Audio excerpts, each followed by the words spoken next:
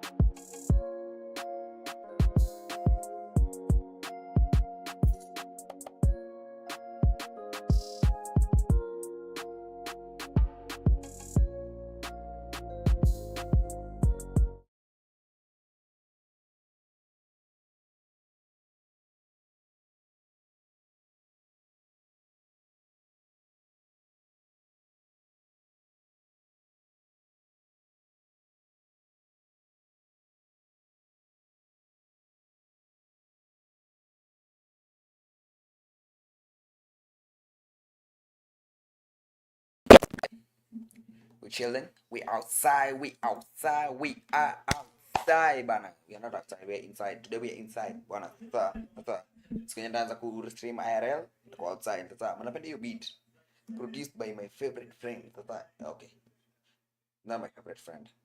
One of my favorite friends. Sasa nisemeli hivyo. Sasa one of my closest homies and one producer. Sasa you should check out his work by Paul. Sasa brought by Paul. Is his official name. Yeah, pale social media zake zote, Instagram, where anywhere and everywhere you will get him. You will get him. You will definitely get him. Naona again share kopiti anything kopiti. As you know, as the business but then I come to the realization that I need to do the live stream and you can focus on the content that is important. Now the content that is important today, there are a few videos. Nataka kuangalia NBA kidogo, ndio NBA kidogo hapa na pale. Then niko na levels of anime and manga. I need to see what this man is talking about. I need to see what this man is talking about. After seeing what this man is talking about, niende tena nifanye stack breaks every me. From there tutajua kama if I'm going on or I'm not going on. So I have a few videos to react to. That is my main channel focus for today. Sasa niliambiwa mniomoshe nianza kufanya IRL streaming ama nianza kufanya gaming. Diversify as the channel grows. So don't ever forget that we are here for a good time, not a long time. We're about to grow, we're about to we got to do the things that we got to do. So I have to pray for the Lord's favor. So never forget the Lord's favor. Lord Jesus, we're thankful for this time that you're giving unto us. We're thankful that you're giving us the strength, the opportunity, and the mercy to gather here. So we are thankful, Jehovah. So we're thankful. We are thankful. May the things that we will bring you glory, and as we grow and progress the direction that you've called us to. In Jesus' name, amen, and amen, brother. A shout out for Jesus. It's a Sunday, yo. And a happy Mother's Day to every mother in the building. A happy Mother's Day to every mother in the building. Let's appreciate the mother. Appreciate the mothers fully.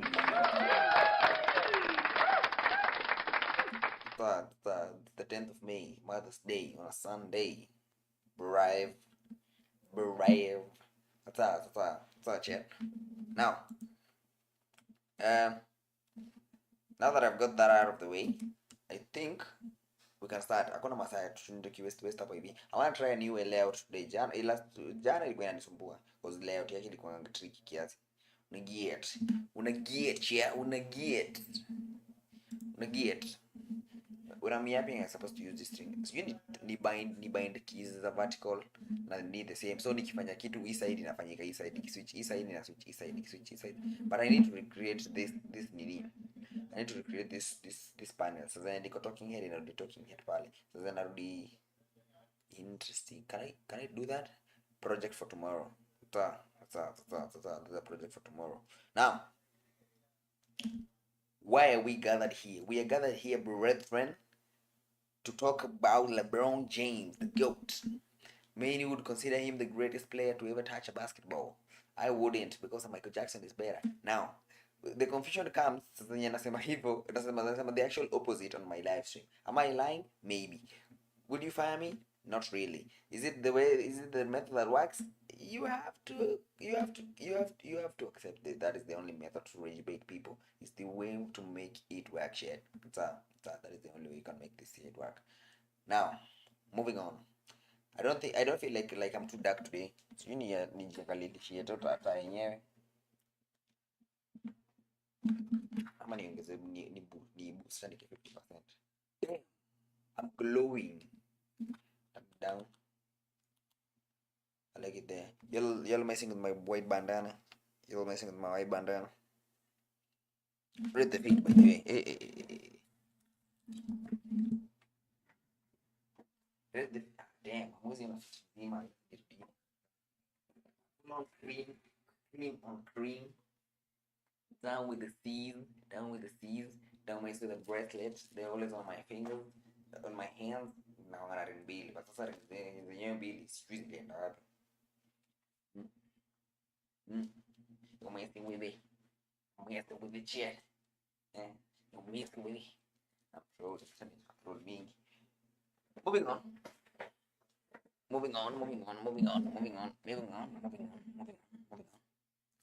Moving on. Why am I misbehaving? Because this will be a YouTube video. This is why I love YouTube. Anything and everything you do will become a YouTube video. GW's in the chat.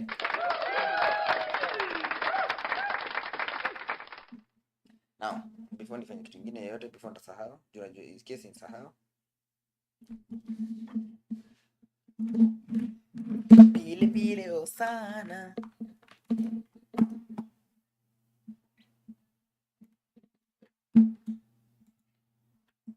Kucheza na mouse on your left hand ni ngumu.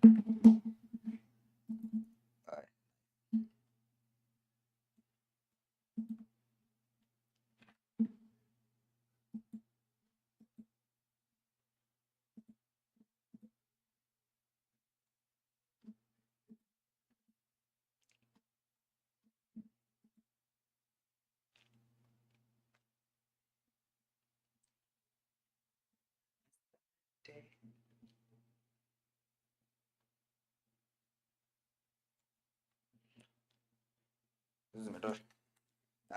One without the headphones.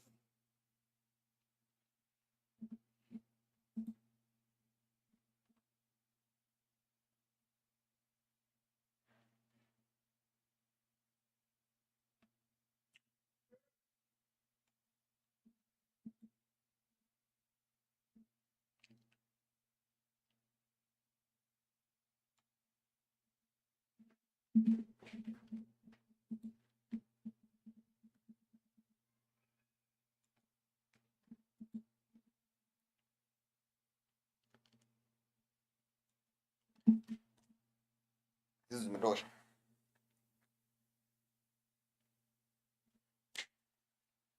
Now. The thumbnails must go crazy. Thumbnails must go crazy. Siwezi kaa hivi bila thumbnail. Lazima thumbnails go crazy. Sawa.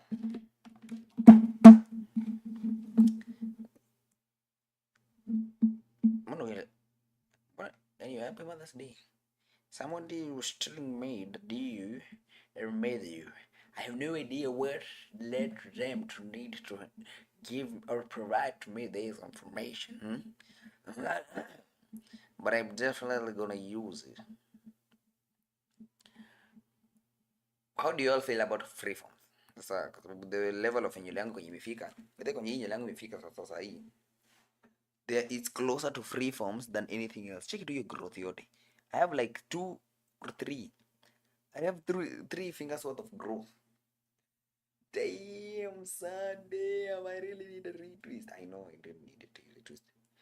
I'm working on the sides now. I'm working on the sides. So take me slowly. I'm gonna look crispy in coming weeks. I'm gonna look crispy, but take me slowly for now. Right, chat? Alright? Alright? Alright?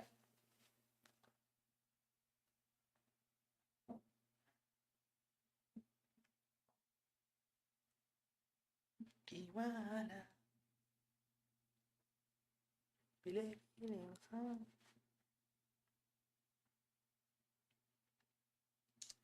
Yeah, they're gonna be mid.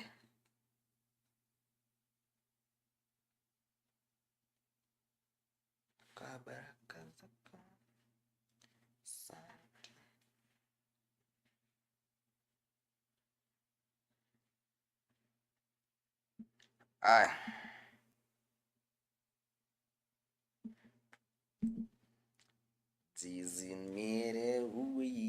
Ooh, I'm messing with this. Ooh, I am definitely messing with this.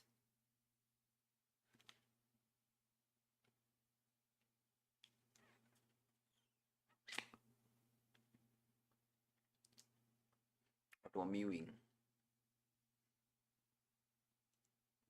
Wait, I can have cheekbones when I need to have cheekbones. Ain't the boy cute? Ain't the boy cute? Ain't the boy cute? Ooh, moving on. Alright. Ndio ni my reaction kama iko fiti. So my reaction the only way I work kwa sababu hizi vitu.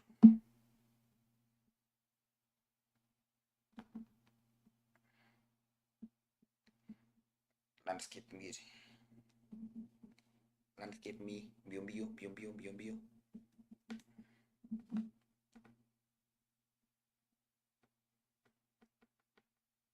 Namsikia huyu jamaa na yap kuhusu nini? If it's fair or if it's not. That's our chat. That's all. Where's my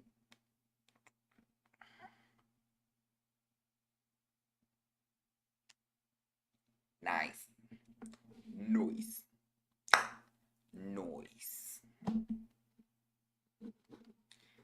Bye. So the NBA has a massive problem. Ben house lock. I have never seen one of these videos, this guy's videos. Sijui kama ni kali.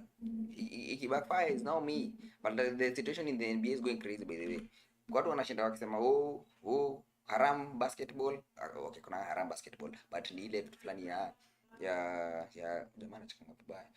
Zile vitu fulani za like nini wanapatiwa free. The whistle of OKC Thunder ni kama wanataka kuhandiwa another championship. I hope hiyo ndio naongelelea. Sijaona hii video. Ooh, no sound.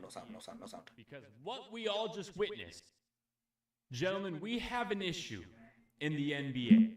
Because what we all just witnessed tonight between the Lakers and the Thunder was some of the worst officiating that I have ever had the privilege. It's frozen. Why is it frozen?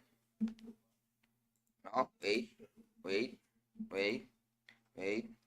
Of laying my eyes upon. Now I know what a lot of people are thinking when they clicked on this video. That this video is only going to be talking about OKC and hating on OKC because they flop and yada yada yada. But that is not the video. That is not what we're going to be talking about. Why are you gonna? We are going to be looking at all of the calls that happened tonight.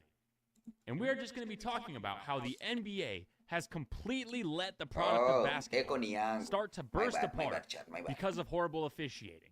So without further ado, let's get into it. And we start right here. Now, apologies. I cannot show my face in this because I do not want to get sniped off the face of the earth and get copyrighted by Adam Silver because he never really goes after the officials. He just goes after guys like me. It's happened quite a few times. However, let's get back to it. As you can see right here, the Lakers are on a fast break. And no. Wait a minute, chat. I think I can fix it.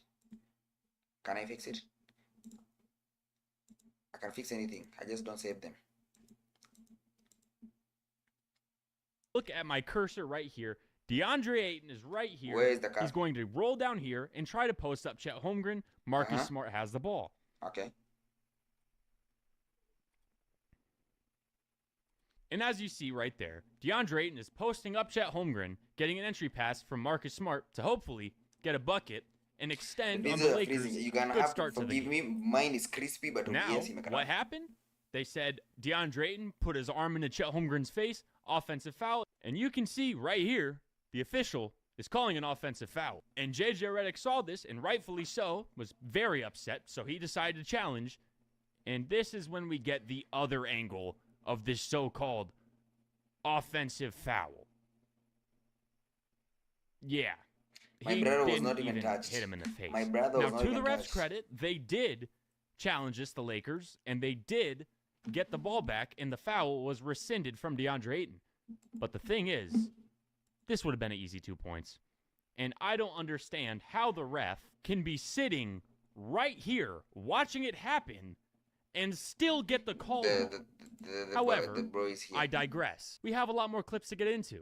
So let's go on to the next one. And this one starts here with LeBron James posting up Lou Dort. He's making a move towards the baseline to get an easy basket, right? Easy so basket. he does so. Whoop. Foul. And if you missed it, let's watch it again. But this time, look at LeBron's right arm. Moves baseline, and there it is. Clear as day. As you can see, as he is laying this ball up, Jalen Williams has his arm going right across LeBron's shooting hand as he is making this layup. And my review footage is more terrible than my actual footage. Pause. Let me 1080p it. It's 1080p. The review footage is terrible from his end, not mine. Don't come for me. what does LeBron do after he makes a shot? Goes down. He looks to the refs and wonders, where is the foul? Because clear as day, we all saw it. There was a foul. And where was the ref in this entire situation? Right there on the baseline, watching it from the best seat possible in the house. He had HD TV Predator drone footage from every single angle and did not call it. And I know it seems like I'm bagging on the Thunder a lot, but we still have more clips to get through. At the start, fans wanaona hii wanasema nah, that was not even a foul. That man was hit. That is not floating. That is a foul. Flagrant kwanza. Sasa hizo zile fulani zenye unapatianga warning serious. Now. Is it cheating? Maybe. Was that supposed to be called? Sure, absolutely. Was it not called? Is it not fair? Absolutely. Did I start looking at this like I was going to refuse or give a different opinion? I did. Am I still going to do it? I won't. Moving on. Part of this clip, you can see that Austin Reeves right here is clearly fouling Shai Gilgeous-Alexander. Now, any ref, even though I know a majority of you would not like it, is going to call this because if we look right here, even at the start of the clip, it's egregious. I mean, he is literally bear hugging Shai Gilgeous-Alexander. And the ref could have easily gotten out front of all of this and said, hey, that's a foul. And then Austin Reeves knows, hey, I can't hug him like that. Yes. But what does the ref do? Hugging. He doesn't call a foul, which then leads to this. Shai Gilgeous-Alexander twists Austin Reeves' elbow. Is it dirty? Yes. And is it a flagrant foul? Yes. Yes. And Shai Gilgeous-Alexander got hit with the flagrant foul. But let me be clear. If you call the initial foul for OKC, we are done here. This does not happen. Now, yes, does it benefit the Lakers? Obviously, it benefits the Lakers. They get a free throw out of it. But this should have never been called in the first place because you got to call the first foul. And this was the tipping point, in my opinion, for when the refs 100% lost the entire control of the game. We move on to the next clip. And in this clip right here, you see that Shai Gilgeous-Alexander is driving to the basket, and obviously you see Austin Reeves is about to foul him. So what happens? Foul. He fouls him. And he the kind of LeBron did the hop same down. exact thing that Shai did. He was ready to pounce on it. He was like, try it. I'm gonna put you in a clip. Try it. I'm gonna put you in a clip. Try it. I'm gonna put you in a clip. Him and Shai gets thrown to the ground. It obviously is a foul, and they called it. However, what did they have to do? They had to review it for a flagrant foul, which ended up being not a flagrant foul. So these are two very similar plays that were not reffed the same exact way, despite both of them going to review. Now, I get it. Refs are human. They make mistakes. But we are already 4 clips deep into this entire investigation, if you will. And we are seeing inconsistent reffing all over the place. So I know a lot of people that are watching this video think that I'm some OKC hater. And Yes, a little bit because of the best team in basketball, and Exactly. This is the type of energy that people receive push against me. Sasa me it's yet is nachukia the OKC, okay, nachukia okay the OKC, but it is a hate from the perspective of these people are not as good that people the way people want to push them to be. If half of the effort or half of the points that you get are gotten from whistles, does that make you a greater player than the other people? MVP race equal between the people that are actually playing the game the way it's supposed to be played. Now, at the end of the day, they are professional basketball players. I am not. Kila mtu afanya attack. Always want to see the best team in the basketball lose, unless it's my favorite team. But more than anything, I just want to watch basketball, and I want to watch it with as little ref interference as possible, but obviously, I want the refs to step in when they need to, and it pains my heart to say this. Hold up.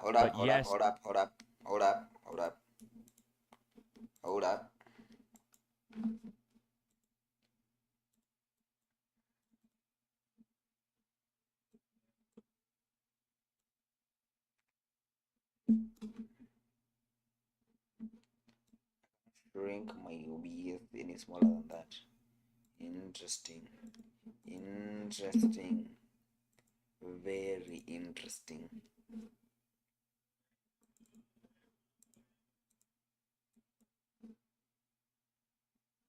My friends, we have to move on to another clip. Now, right here in this clip, as you can see, LeBron is starting his motion for a jump shot. The Lakers are down 13, but there's still 5 minutes and 40 seconds left. And if anybody has watched the NBA playoffs in the last 3 years, you know that there's been way more crazy comebacks than being down 13 with 5 minutes and 40 seconds left. So LeBron goes into his shot. Now, this one, I apologize. I am going to turn the audio on so you can hear everything.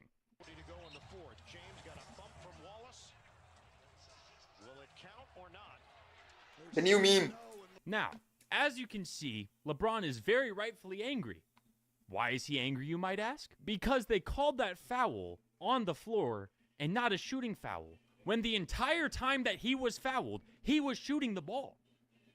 This isn't an easy foul to call. I'll give the refs a little bit of credit. But when it's a continuation like this, you have to call that a shooting foul. So not only... when there's a pattern, you have to notice the pattern and call out the pattern. That's number one. Number two, shoot in motion, it's absolutely whatever this guy says it was. Damn, it's hard to learn. To the Lakers, basketball. Get 2 points taken off the board and a potential 3 point to cut it into a almost one-digit game. You lose all the momentum from it. And now, instead of being down 10 with 5 minutes and 39 seconds left, you are still down 13, which is a whole extra possession against the best team in basketball on the road. Now, I want to get one thing clear, one thing straight, one thing off my chest. The Thunder were going to win this game regardless. Absolutely. The entire reason that the Los Angeles Lakers lost this game is because after Shai Gilgeous-Alexander picked up that flagrant, he had 4 fouls, which meant that he had to go to the bench for the rest of the entire third quarter.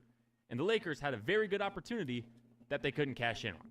Because Jared McCain came in and tore them right up. But all of this could have been avoided with 2 things. 1, you call the fouls before they get worse. And 2, why did they even start putting in a flopping technical if they're never going to call it? Chet Holmgren acts like he got hit in the face, baits the ref into making a call. He doesn't get punished for it. Hiyo nimesikia leo. Kuna kwangana a flopping technical foul. Yaani ukijifanya umeanguka na hujaguzwa unapatiwa technical foul. What? How am I only hearing this about this right now? There is a flopping technical foul, and according to this guy, the amount of time that is never used is so much that huwezi jua kuna a flopping technical foul. That is insane. That is crazy. There's an actual flopping technical foul. Interesting. Very interesting.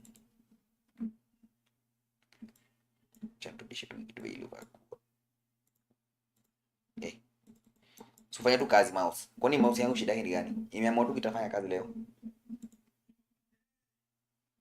I was where? I was here. Yes.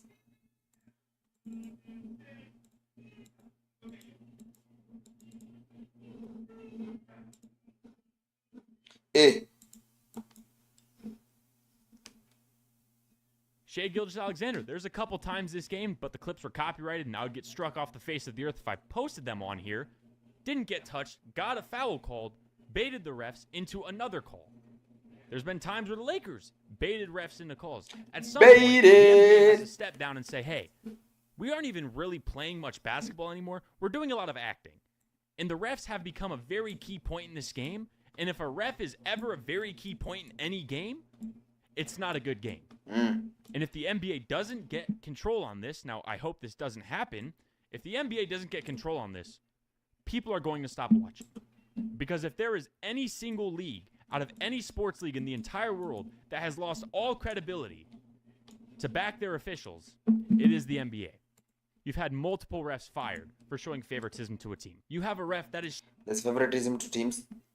How am I only hearing about this right now? So notorious for swinging the game in calls of the favor of the team that's down in the series that they literally call him the extender. They literally call Scott Foster the extender. And that's not to mention the entire...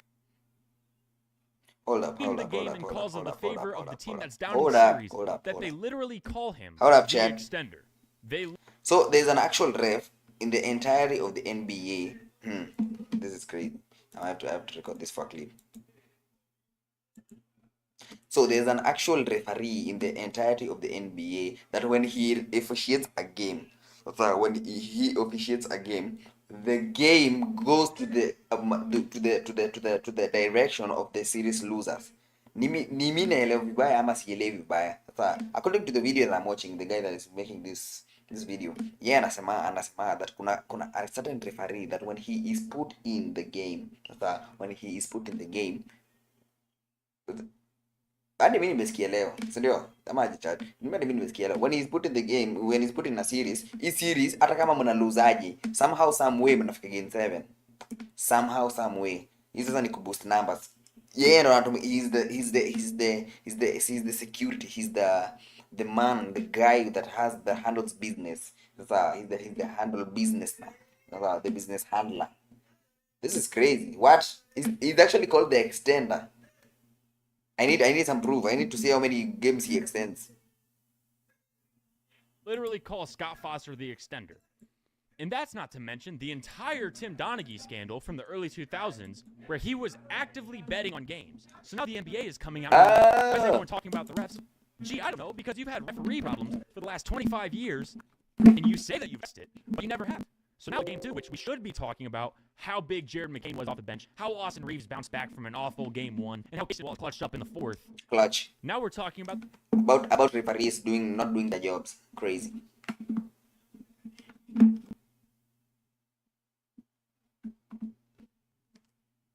The refs.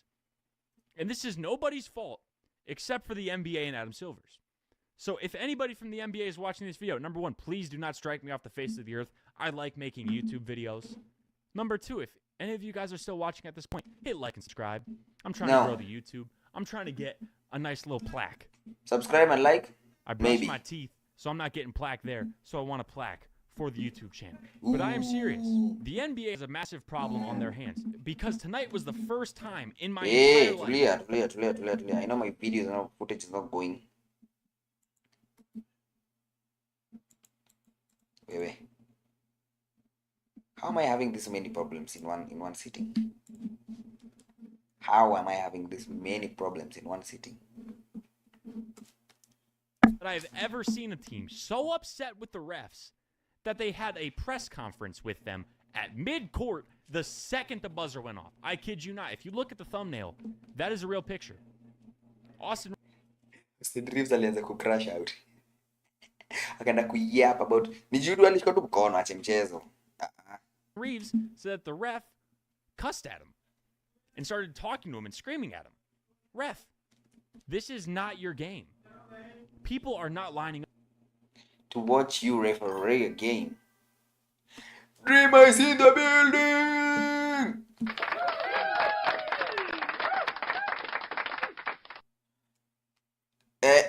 Ali PSA, The thing that I'm playing on is refusing to connect correctly. Sijui shida ni gani. Leo nimejaribu imekataa.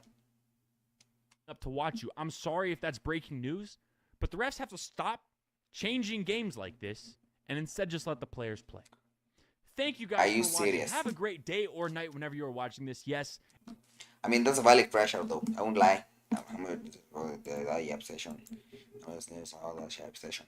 I thought that is a crazy statement. Nikawa unaambia hakuna mtu amekuja kukuona. Nikakwambia judges wa show, wewe hakuna mtu amekuja kukuona. Wewe fanya kazi yako, sisi tuacha tufanye kazi yetu. Sasa uacha kupush game wa back and forth. Una push game. Bombo. Mbona hivyo kamera inakaa?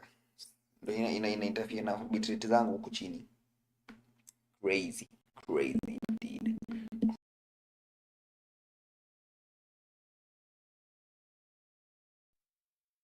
Crazy. Moving on. The 7 layers of anime and manga. Ama inajita hiyo video. Inajita hivyo. 7 layers of anime and manga. This is gonna be a long video.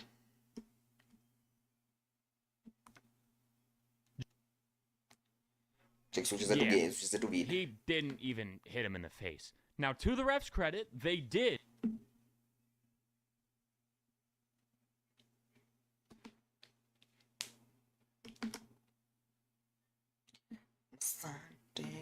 Every level of anime explained.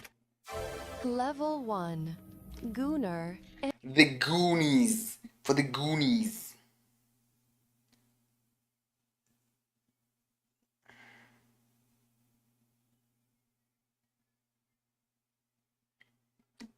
Aye.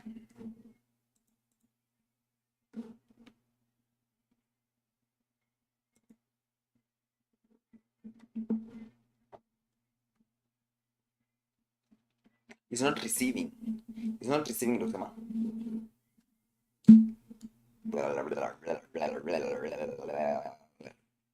Hii maneno internet yangu kuanguka sasa, niko kazi.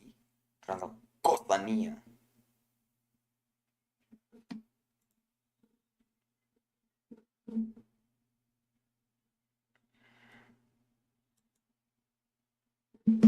YouTube is not receiving. But rank iko 82%. What the hell? CPU iko 62%. Excellent connection. So it's a Wi-Fi problem. Interesting. Sijaribu Savannah. Lakini sasa mimi nani nataka kuwa na pesa ya Savannah? Nani iko na pesa ya Savannah? Not me though. I can't even lie shit. Why is this broke? I got no monies. Kesho ndio nafanya agenda mbili. Kesho natengeneza ile nini hapa. I'm confused. Ya hapa. Zinaitwa bana sponsors things. Hii hapa. Sasa chat in your alerts. Chat inaanga pale juu. Inaanga iko hii wall, yote.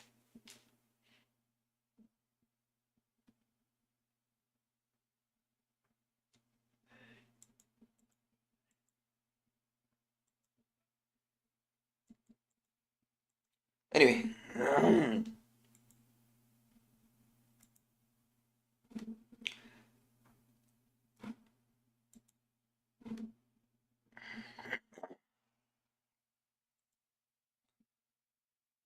the 7 layers of anime stroke manga.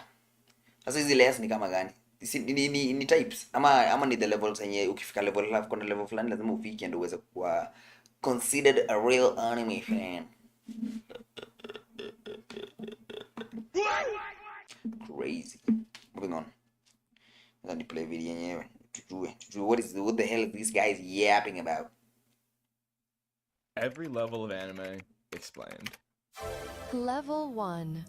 Gooner. For the Goonies. These are the shows that you would only ever watch in a dark room with a bottle of lotion, hoping to dear God that no one tried walking in at that moment. Dear These are the shows God. that you'd be ashamed out of your family for even daring to indulge in. Some examples are like High School DxD. These are the shows where you watch in the silence of your rooms with the headphones on and the 7 layers of...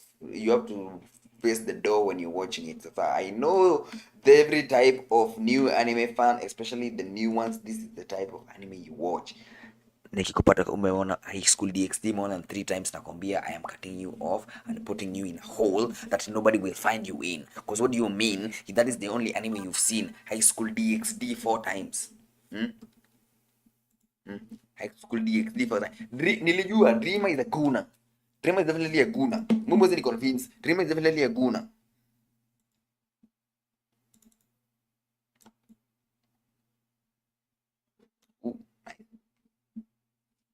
Chewy lips and the godforsaken my little sister can't be this cute. Okay, honestly. Oh, I hate the my sister trope. If you watch My Little Sister Can't Be This Cute, you genuinely need to be buried under the psych ward as you have no actual place in society. But back to the topic. Put them in a hole. How mentally Put them in a hole. Society have become to making literally everything on the internet sexual and goon heavy. This is just adding to the problem. And I already know there's gonna be some turbo gooners watching this video being like, well, if you remove the edgy stuff, it's good. Not gonna lie. Why is the edgy stuff in the first place? Because you wasn't explain here. It's called DxD. I'm gonna consider watching it. I haven't watched High School DxD. Nilianza episode kama mbili hivi, then I was caught. I ran away. So I don't know. It's iffy up and down. If it's that good, an episode review. No? Yes? No? Yes? No. But stop gooning. You're a gooners, man. Plus you're perpetuating the problem that we have in the internet. Unataka tu wakuwe straight line focused and locked in, but you're putting no goon shit. Plus, you know that I hate the my little sister trope. It's genuinely disgusting. Me mustn't explain here. I cannot hear anybody out. Actually, shows like High School DxD actually have deep, impactful plots where the characters. Every anime watcher has to watch edgy stuff. Every anime watcher has definitely watched edgy stuff. I'm not see Apple Star disagree. Yes, definitely it is a part of the early journey. It's what really, honestly, it's what gets everybody going.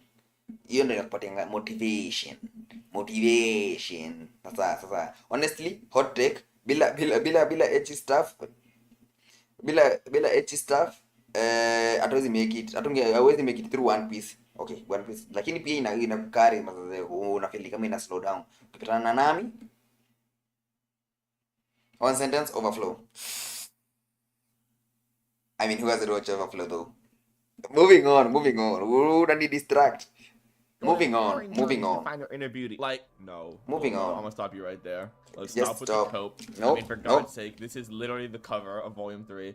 Like, analyzing some of these scenes, we sure there aren't Hold up.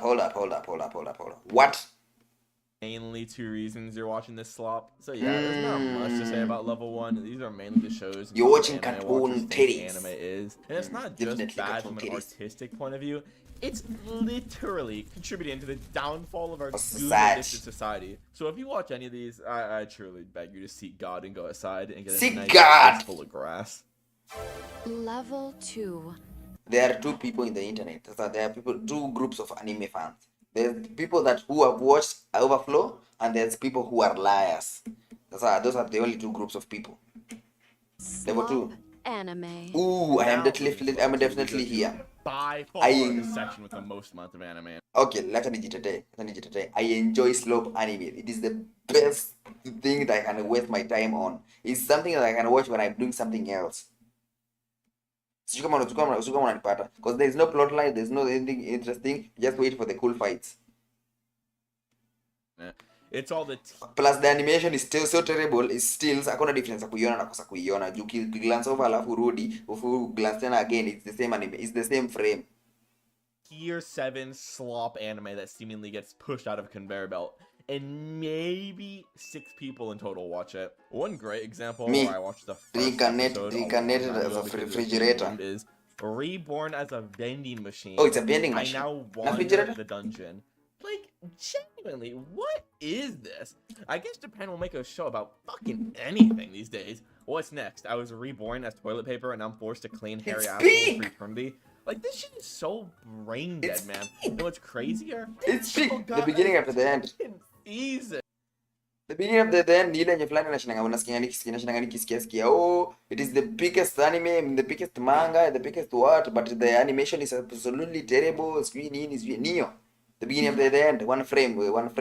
Oh, one frame, man. I see what you did there. That's actually smart. W for dream. Actually, see what you did there. The beginning of the end. What? Slop anime actually the a best. market for this shit? I simply don't understand who's actually spending their free time consuming this. Me. And I mean, according to IMDb, The boy is spending his time consuming slop anime. It is the best thing ever because I do not expect much from it. All it has to do is make the fire parts fire. All it has to do is make the magic frames, the what are they called? The time their explosions pretty. That is all I need. That is all my monkey brain needs to be happy. I am watching that. I'm watching Slop. Fucking season finale has 8 whole ratings. What an absolute joke. When watching this shit also, dog, there's movement. Why does a show with 8 people watching have more fluidity in animation than Blue Lock season 2? I genuinely don't understand what real life is anymore. And it's because they understand peak. Irritating part about all this is the stupid vending machine show is actually just a singular grain of sand compared to the ocean of the slop anime there are. There are seemingly infinite number of shows out there with an audience of like... The manga is so good, it's even defeated Mushoku Tensei in the isekai genre, but the anime is some bull crap. For real, there's an isekai anime that is actually better than Mushoku Tensei. Is it better than ReZero though? That is the question. Is it better than ReZero though? Because I've seen Mushoku Tensei, it's big. It is among the problems that we have in the anime genre. A very well constructed anime with a whole lot of goonery. That is, I will always preach against goonery. Always against goonery. Now, the fact that you have the T-Bab, the beginning of the end, having the most peak anime, according to you, according to some people that I keep hearing on the internet, having sloppy anime is exactly why we keep saying that some studios should not be given projects until they prove they are good at making their results on another scale. Okay, I'm gonna take your word for it. 12 people, but somehow get multiple seasons and real-life human beings animating this. But that's just the first issue. The other issue I have with these level 2 slop animes is the names. Like, golly, who is the guy naming these shows? One thing I know for sure is that people who name these... It's easy to understand and easy to explain. All you need to know is in the title. I don't know how many times I have to retire myself from this one. This is how Rent a Girlfriend fans be, because I cannot stand Rent a Girlfriend. Like, for some reason ikona so many fans na ikona season 5. Why are there 5 seasons of Rent a Girlfriend? Moving on. Pause sana. There is a 28-minute long video. We got the classics like, I want you to make a disgusted face and show me your underwear. What? Okay, truthfully, I searched up the worst anime names, and after looking at this one, definitely belongs in level 1. Guna. But then we also have, if I don't successfully pick up 420 girls, I'm going to die in a lot of different ways. But attack. I cannot explain any of Subaru's personality. ReZero, I think is one of those ones lazima watch alafu rewatch tena. Lazima ukaindi kama una watch alafu tena watch tena alafu watch tena. Oh. ReZero is peak. I have to go and watch actual explainer YouTube videos for understanding ReZero. And it's like ni kama sikuona hiyo show at all. I miss everything. Story in which I was kidnapped by a young lady's school to be a sample of the common people. What? Do you love your mom and her 2-hit multi-target? I've seen this one. Like, that one is actually good. Have you seen my mom and her 2-hit skill? It's actually the best of the sloppiest skills. Who is actually coming up with these titles? Please tell me this person isn't being paid. Because with how bad these are, they should be paying the company instead. Like, some of these are going way too far into detail and basically just telling you what the entire show's plot is. Like, imagine if I were to do these for my videos. Ilisha vibaya. Is it really that bad? Is it worse than what do you call it? What's the name of this show? Is the ending worse than the ending of Tokyo Revengers. Yes, Tokyo Revengers is the word I was looking for. Instead of predicting how every player will perform in the U20 World Cup, instead I changed it to the actual video, which was predicting how every player will perform in the U20 World Cup, and also going over a new formation I think the author will use. But then I also added some extra strats for Ego to use, just in case he wants. That is not how you name an It's anime. genius, to be honest. What's next? The name of this isekai is How Will I Beat My Brother and Become the Best Soccer Player in the World. That is how you're supposed to name it. This other thing is just yap, whatever. That is the name of, that's how they should name Blue Lock. How I will defeat my brother and become the greatest football player in the world. It's that easy. And you know, I'm just spitballing here. Backstabbed in a backwater dungeon. My trusted companions tried to kill me, but thanks to the gift of an unlimited gacha, Even worse than it cannot be. 999 friends, and I'm out for revenge on my former party members in the world. I mean, obviously that's. I was watching that one yesterday. That exact. Sure, it's not like I'm going to watch it. Dude, I was. You can spoil it. It's not like I'm going even to watch it. Joking. Level 3. I dropped it at season 2, Mid I think. Yes. and forgettable anime. But with that, ladies and gentlemen, we move our way on to the third level. Mid and forgettable is definitely the wrong one to say and put Chainsaw Man there. Of our video. These are just the mid and forgettable ass shows. Like And, this one. I've seen these 2 episodes of this one. I didn't like it. This is where the video will be slightly more controversial. I don't know what to call it. Some of y'all watching. The one that the man that is a girl in a girl's body or in a man's body, I don't understand it. I didn't understand that They're premise. just like super forgettable. Some examples include shows like Heavenly Delusion. Yes, Heavenly Delusion. Join in the Franks, Hell's Paradise, etc. And yes, I know. Hell's Paradise is in the list. This man, I should not be taking a serious opinion from this guy. What?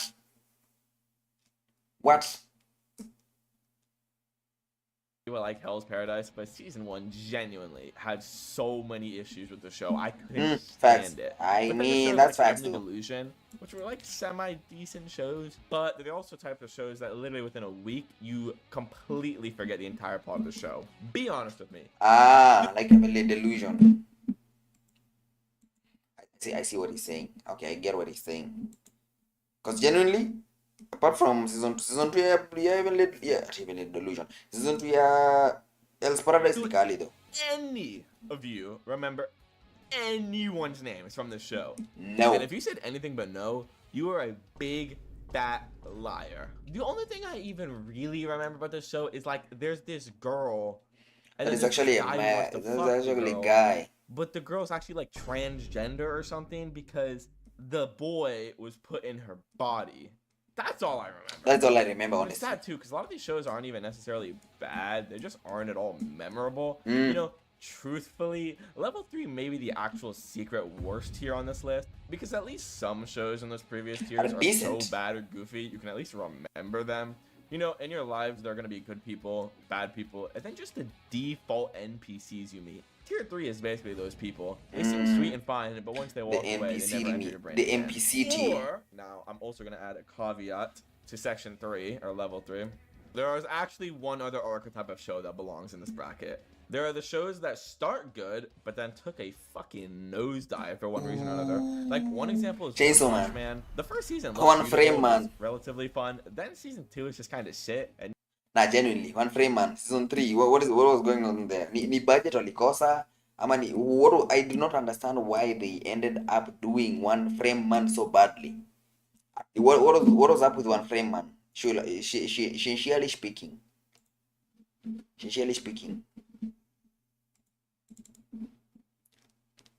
now with the trailers of season 3, it's looking goge over. I mean, just look at these beautiful, breathtaking, flawless manga panels from season 3. Genuinely jaw-dropping. But now season 3 trailers are being shown, and it looks like it's going to be on par with the Blue Lock season 2. Blue Lock. Oh no. And then to top it all off, oh, do we have a shonen action director for the season? You know, Nope. that would make sense, but no. The guy does isekai. A hentai director. Like, bro, what are we doing? Bro, Another what? show that I've heard has this issue is 7 Deadly Sins. I remember hearing all the 7 Deadly Frames memes, but 7 Deadly I never Frames. actually watched this, I don't know.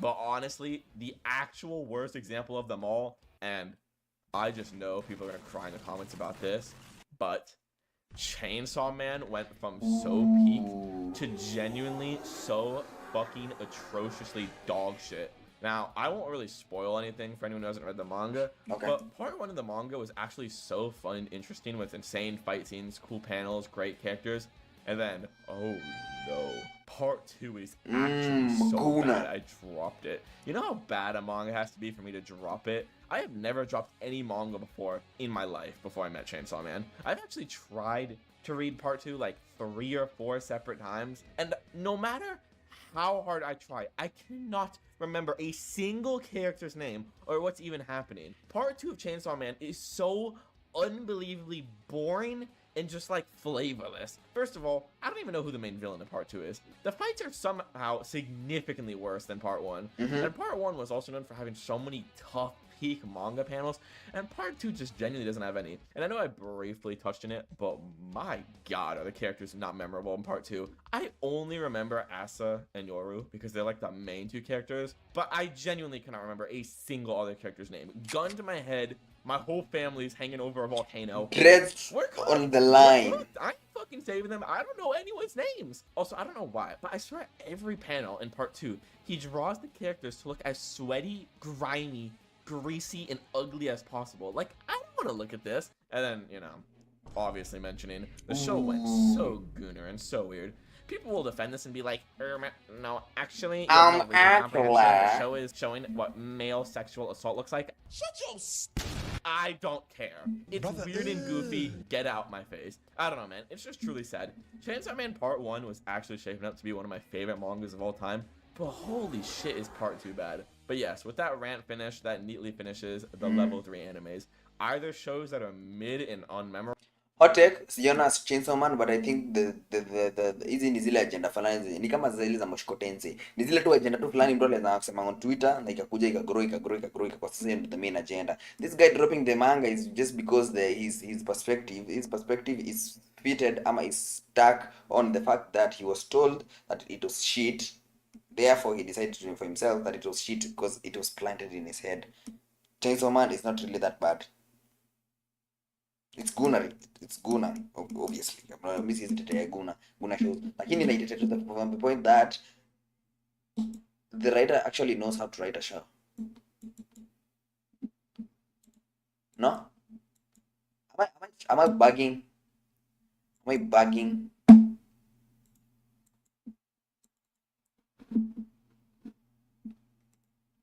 I might be bugging. Anyway, I will watch it and decide for myself. Fell off real badly. Level 4. Enjoyable, but lacking substance. Now, before anyone says anything, from level 4 onward, Exactly. Chainsaw Man looks good, is good. Uwezi kwa tuwa season 1 ndio ilikuwa pika alafu ika fall off. Kwani mwenye alikuwa anaandika chapter 1 na mwenye aliandika part 1 na mwenye aliandika part 2 si ni mtu the same. Ni vile tu watu watakanga ni kama ile vitu fulani ya Moshikotense. They do not want to face ama to look at the depictions that they are not comfortable with. Yeah, they'd rather look at brother sister weird romance relationships, but male sexual assault, nah, that is where they draw the line.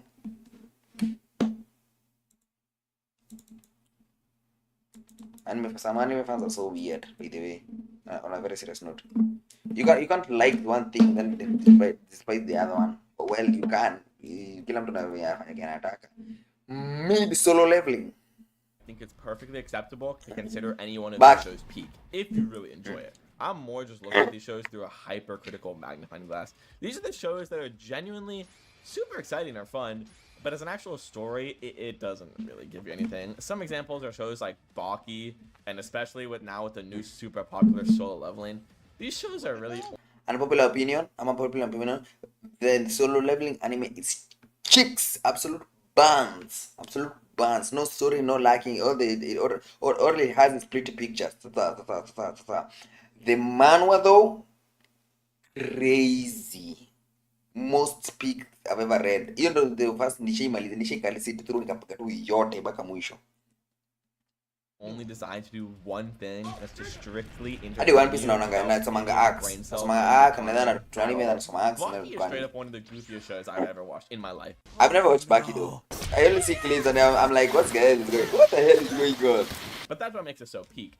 Baki characters will do some of the craziest shit Hey, you'll yo, ever pause. see. From Yujiro walking through glass to Jack having a questionable bite off with Pickle, and even people pissing on each other. Huh? Why is he kissing the cloud man? Thank you. I'll be here all day. Then obviously characters like Retsu running across water or perfectly walking behind guards. This show is actually one of the most fun times you'll ever have with anime. There's just so many great scenes to choose from. Like Baki about to lose his virginity when this happens. His dad walks in. Into the eyes of your dad. If you want to get stronger, do it. Morning, noon, and night, do it. Do it. Before and after every meal, Do it. And not only that, after he lays down the demon pipe, he magically just becomes 50 times stronger. This show is just pure goofy shit, and I love every minute of it. And then you also have But it seems like a good time. actually gaslight you into believing the reason your physique doesn't look like biscuits is because you don't eat enough steak and wine. Everything I've shown you is funny, but we haven't even gotten it might be true though. Of this show yet. It's the fact that if they imagine hard enough, things will appear. Huh?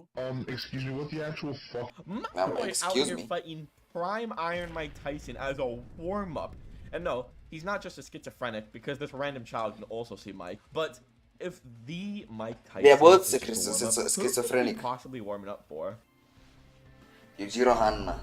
Oh my god, I think you get the idea. But then the other example I gave was Soul Leveling, which may be a little controversial to some of the fetuses watching this video right now. Yes. But yes, Soul Leveling is a super Mid-leveling. and should not be praised as a peak show. Like yes, the ore farming and fights are peak. Straight. It's just pretty But the pictures. actual show itself. Overrated. Facts. Can you name 3 characters in the show other than Goatwoo? I didn't think so. And no, his shadows don't count. The writing in Soul Leveling in episode 2, Yes. which is not a good sign, during Jingwoo's speech, but then literally right after he gets the tiniest bit of strength, all the depth to his character seemingly Throw out the instantly window. vanishes. It's pretty funny. Like, you'd think it would be like a deep story of some guy who's abused his whole life as being the weakest, becoming the strongest, seeing how he deals with it, and seeing Insane him talk about it or setup. think about Insane it. setup. No, you don't need Mid. that. He instantly Mid goes execution. from beta male with character to ore farming god with genuinely no depth. Yes. It's actually kind of sad because all the other elements Sad. of the show are actually so amazing. But the truth is, it's okay if the show isn't that deep. I don't think the author. And I think it's supposed to be that dared deep. to write a super deep story that will have you contemplating the themes and messages after you finish it. Soul Leveling is just the type of show you boot up after a long 15-hour shift at the factory. You just want to grab a beer. It's a and safe. sit It's a without safe having anime. to You're gonna use enjoy any it. extra brain power, the absolute bare minimum. And honestly, that's okay. It only tries to do one thing, and that one thing it does, it knocks it out of the park. But because of that, I also realistically can't put any higher. So yeah, to recap, level 4 are the shows that are mainly super fun, but at the same time, they just don't have any depth to them.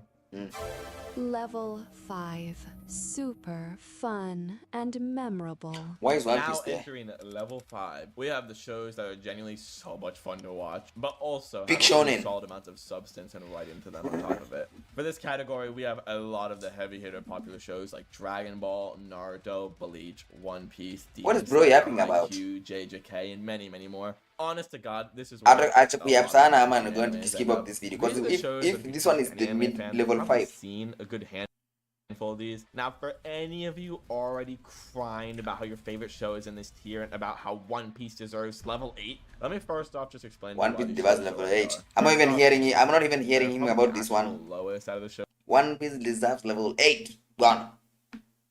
I just mentioned. I do think it's a step up from Soul Leveling in the actual storytelling Demon department, Slayer. but the show itself is still fairly basic. Although It's a I don't basic think story. it's It's bad. very safe. Demon Slayer's animation and level of hype is truly an amazing sight to behold. The recent movie is, I think, projected to surpass over like $700 million. And with how peak that shit was, I believe it fully deserves it. And unlike Facts. Soul Leveling, it's far, far more memorable. Just wait for some of the deaths we're gonna see in the next 2 movies. Goku. Y'all will have night terrors remembering how sad this shit is for years to come. I've already read the manga. I I'm know not people going to mad be this sad tier. about it. It's Well, maybe. how is my peak ass show like a One Piece on the same level as a basic ass show like Demon Slayer? And here's the real problem with these older long ass shows: the pacing is truthfully atrocious, and I couldn't, in good faith, put these shows.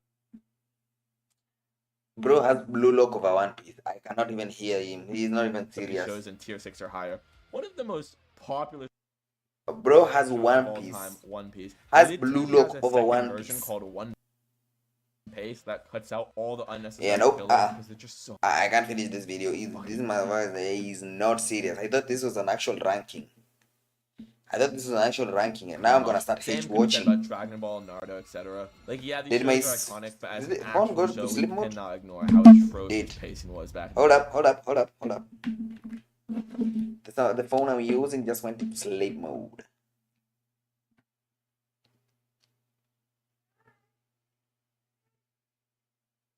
How is he not wrong? How is he not wrong? What do you mean he's not wrong though? How is he not wrong?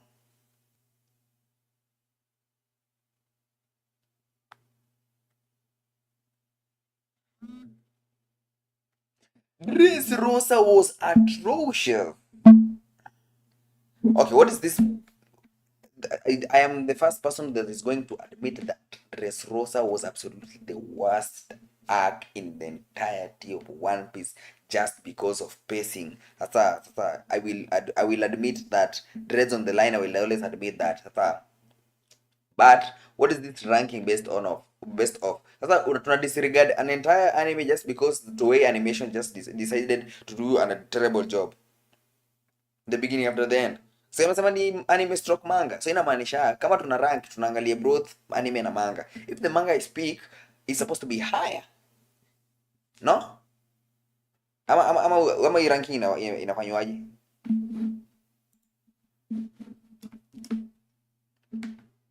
If you didn't grow up with it or are not a very extremely patient person, they are hard shows to get the newer anime fans into trying. But if you watch any of these shows, they will definitely be super fun and memorable, no doubt. Now, once again, me saying these shows are only level 5 to 7 doesn't mean you're allowed to absolutely love them or put it as your favorite show of all time. For example, the Dragon Ball series has so many glaring issues, but it's genuinely one of my favorite franchises of all time. It creates some of the most insanely hype moments in all of human fiction. Like, I have a friend who loves One Piece and unironically told me, bro, trust me, after around the 400th episode, it starts getting peak.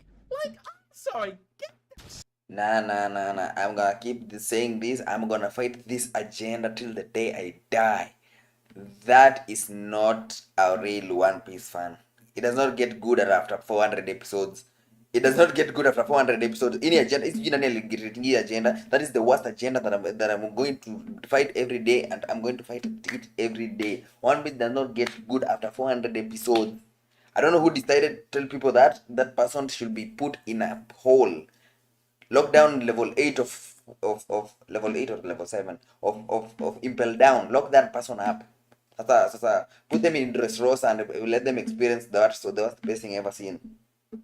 See out my face. I hate when anime fans say there being too many episodes is not an excuse to not watch the show. Like, no, genuinely, I'm gonna touch you if you say that again. I don't care don't touch me. what you basement dwellers say. There being hundreds of thousands of episodes is 100% a valid reason to discredit a show. As a grown-ass man with bills, with the barely bills have to any free pay. time in my days, and you're sniffing I'm gonna go busy. fence Do see One Piece. if you think I'm going to spend all my free time watching some of these shows. I've yapped long enough about the more OG shows, but then I also want to talk about some new gen shows that are actually so good. Shows like JJK and My Hero are amazing, and you need to watch them right now if you haven't. JJK has some of the best fights in all of anime with straight up the best cast of characters in any show. Like, unironically, Gojo as a character diffs every show in level 4 and below completely by himself. And then a show like My Hero, yo, straight up, if you haven't watched this, you actually need to. Now, I know the fan base makes the show look absurd. The cringiest anime fandom I've ever seen. But if you ignore Disgusting. those monkeys, you'll truly unlock your third eye with how good this shit is. And with the final season right around the corner, now's the time to start watching. But with that, I've done enough random glaze. Level. Glazing. Random question. Can a fandom ruin the experience of watching a show? Can they? Because like unaweza amua mimi kwanza leo sitawaiona nini kwa sababu the fandom is really hard to deal with. Sitawaiona. Ama kama unaiona una watch secretly and don't even talk about it, but you cannot not even watch something and not talk about it. That is so weird. Why are you experiencing it for in the first time or in the first place? This video has been long enough and I have like a whole other 10 minutes to watch it. Damn, I'm not going to the next place. I really want to watch the Misfix video. Damn. Moving on. 5, the shows that are very iconic, very fun. You watch them, you will enjoy them. But They're just missing the extra oomph to get them to level 6 and 7. But with that, let's hop into level 6. Level 6. Genuinely peak fiction. Alright, y'all, we have finally made it to the 6th Peak level. fiction. And these are the shows that are straight up Lelouch. masterpieces. These are shows that literally anyone can agree are absolutely amazing and close to flawless. Some super mainstream examples are shows like Attack on Titan, Death Note, Code Geass. These are all shows that people typically show anime virgins to dip their toes in for the first time to prove to them that anime is not just some weird gooner shit. Death Note, for example. Attack on Titan is not a first time anime watch recommendation. Sijui ndo nataka niwaambiaje. Mkupatia mtu Attack on Titan as their first ever anime ever is a big mistake. Kwa sababu mbona aone Attack on Titan alafu umpeleke high to school DxD? That the spectrum is so wide, you cannot expect that person to enjoy that show. That's why we start with Demon Slayer or Naruto or My Hero Academia. Before tufike AOT is maybe your third or fourth anime in. Example is a lot of people's first ever anime and is typically regarded as one of the best starter animes there even is. Facts. Hyper Death Note. intense detective thriller with some of the tightest and cleanest writing you will ever see in a 25 episode run. The characters are super likable, and I think it's near impossible to watch this show and not seriously enjoy it. Yes is also in a similar boat to Death Note, but truthfully it's been so long since I watched it, I don't remember as much, but a lot of the points still hold. Super tight writing, super fun characters, just peak. Then we go to Attack on Titan. Was my soul light and hope in this dark world. I mean, bro, what can I even say about this show that hasn't already been said a million times? I will glaze this show until the ends of the earth. I mean, bro, the plot is one of the best written things you will ever see. If they start with Attack on Titan, the expectations are going to be too high. Exactly. Attack on Titan, see, when you're not recommending hizi vitu, alafu unapata mtu ni new gen, ama ni new fan, alafu anapatiwa Attack on Titan. Oh, jamaa, you should smack their ass. But Attack on Titan should be among the first ones you watch, but not the exact first one. Maybe the third or fourth. The expectations are too high. Will literally see the most random tiny thing ever in any given episode, and it turns out it's crazy foreshadowing that you'll only understand on your 5th rewatch of the show. Any show with that level of dedication will already be peak, but don't fret, dude, there's more. The plot twists in the show are straight up like nothing you've ever seen in their show. I've had people show me some of the shows that apparently had crazier plot twists and plots than Attack on Titan, but like, dog. Sure. No, They fucking suck. But back to Attack on Titan. On top of ni kama mtu akupatia recommendation is something that is bigger than Attack on Titan. Wacha mchezo bana. Netflix could never. Netflix can try. In its wildest dream, they have to. What was it? Kukombo IP ni kisana nini? They have to license IP from other places to make shows that are actually have good writing. And even then, they mess up the writing of the show because they want to be too creative. Watch, we're serious. Netflix could never, Hulu could never, Disney could never dream about it. Having peak writing and plot twist, Attack on Titan also has straight up the greatest music selection out of any show I've ever witnessed. Pure cinema, pure production, pure music. There's no bad entry. There's no bad intro or exit. No. There's no bad intro and outro in Attack on Titan. Every single song in the show is a certified banger. You listen to the Attack on Titan OSTs and your soul will feel like it's levitating above the clouds. I truly think Attack on Titan has a near 100% conversion rate in turning anime doubters into anime fans. I think a big part of what makes a show level 6 is making you think about the actual themes and messages in the show. One major thing Death Note, Attack on Titan, and Code Geass have in common is truly making you think to yourself if the protagonist was really a hero or a villain. I mean, look at Marvel's Infinity Saga. What truly makes a villain great is when you kinda understand their points of view, because that's what the real world is. Nothing's black and white. Most things are gray. But then what these 3 shows do one step even further from that, which is really challenging your beliefs on if they're even the hero or the villain. In the Lelouch's case, he wages war on the entire world, killing countless on his way to the top. But by doing this, he unites the entire world together into having a common common enemy. And then after a while, he lets his old friend publicly execute him, seemingly bringing the world together after his death. Truly a noble act of sacrifice. Noble. Did that motherfucker just spoil God Geass for me? Uses the Death Note to punish Hold any up, criminal hold up, that's hold up, committed hold a up, hold severe up, enough hold up. crime to Hakuna the explanation, hakuna the spoiler warning. They just spoiled the entire show for me. Are you serious, my brother? Are you serious, my brother? Are you serious, my brother? How do you even spoil my show? Don't even answer. How do what? Damn.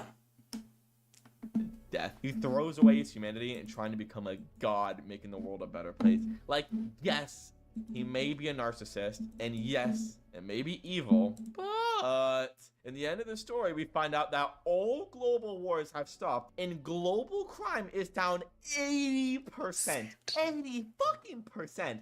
Now, you may think White is a bad and evil person, but honestly, in my opinion, he was in the right, and he should have sent Walmart L to the Shadow Realm. Bro, unironically, only lost a plot. And this isn't even me coping as a fan. He legitimately does. The show was supposed to end after he won in episode 25, but the company producing the manga thought it'd be too dark an ending and made the... Yes, personally I hold the personal belief that AOT should have ended right after season 1, the 25 episodes. But after Machine Danani, then boom boom biri biri biri boom, it goes crazy from the absolute power, then call it a day. Maybe I expose you, then I will leave it. That an L. That is the ending that I would like. Walmart L, that came out of nowhere. Kama kuna zingine zinataka kusikia lost to plot, inaenda patiana lost plot. I won't even lie. Author it and elongate it for a different ending in which he loses. I know my goat is too goated to have ever lost properly. And then slightly less defendable, we get to Aaron. He finds out the entire outside world is brainwashed. I'm never understanding and I'm never accepting Aaron's defense. So what does our goat do, you may ask?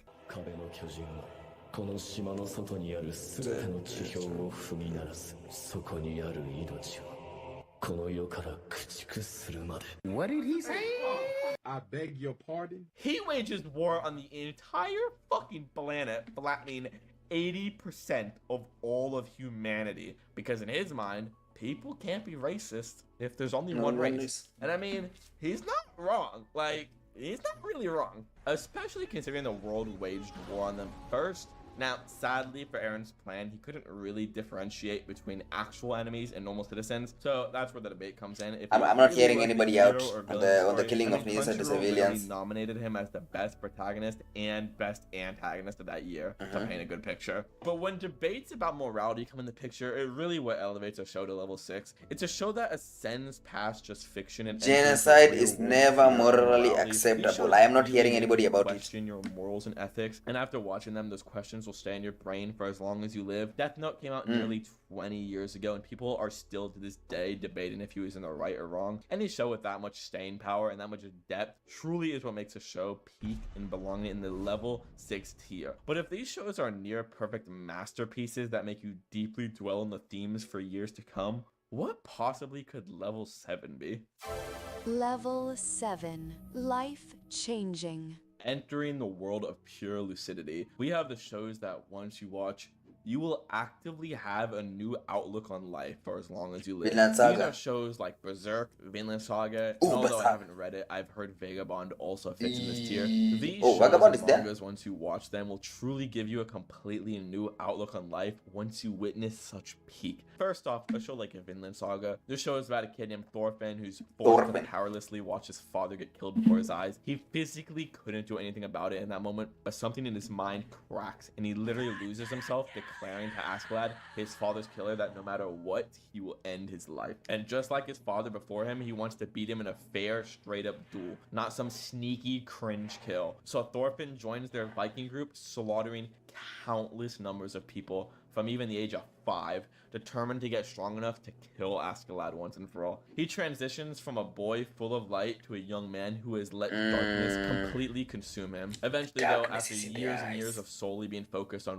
one thing only, Askeladd finds an untimely death at the hands of someone other than him. Thorfinn is absolutely the Canute death came out of nowhere. Sijamalizia manga, so sijui kama it's supposed to be the good. Thorfinn has a complete shutdown as his sole motivator for being alive was just now, in the blink of an eye, gone, and he was left hollow. Then in season 2, he slowly goes on a journey of self-discovery, truly processing what he's been through and slowly coming to acceptance as he wants to change and turn over a new leaf. His new mindset is all about peace and starting to realize the value of each individual human life as he has to grapple with the realization that he's slaughtered countless people. It all comes together beautifully in the season 2 finale where he refuses to fight this guy and takes 100 punches to the face without falling.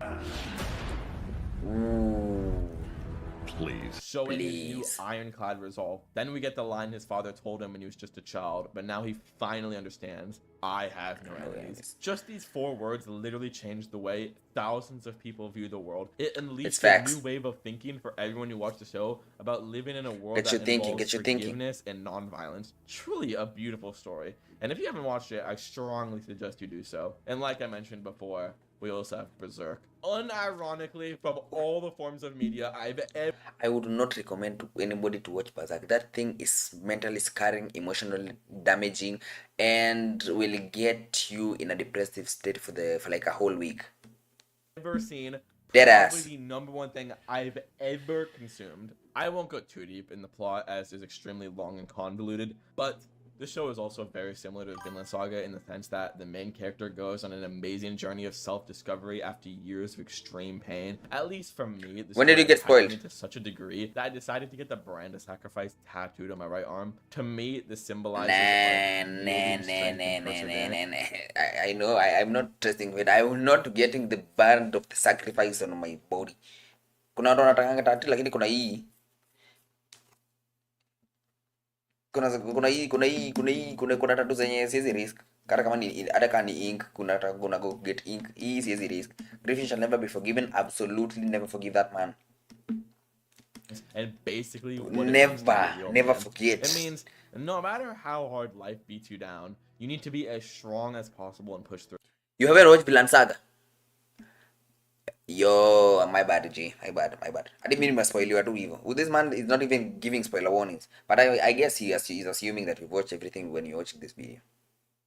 It's good though. You should watch. The fights are amazing. The plot line from A to B to C to the point that Dolphin says whatever he says. Sasa, hata kama hiyo ni spoiler, kama umeona vile season hiyo season 1 yote, hujaona season 2 yote.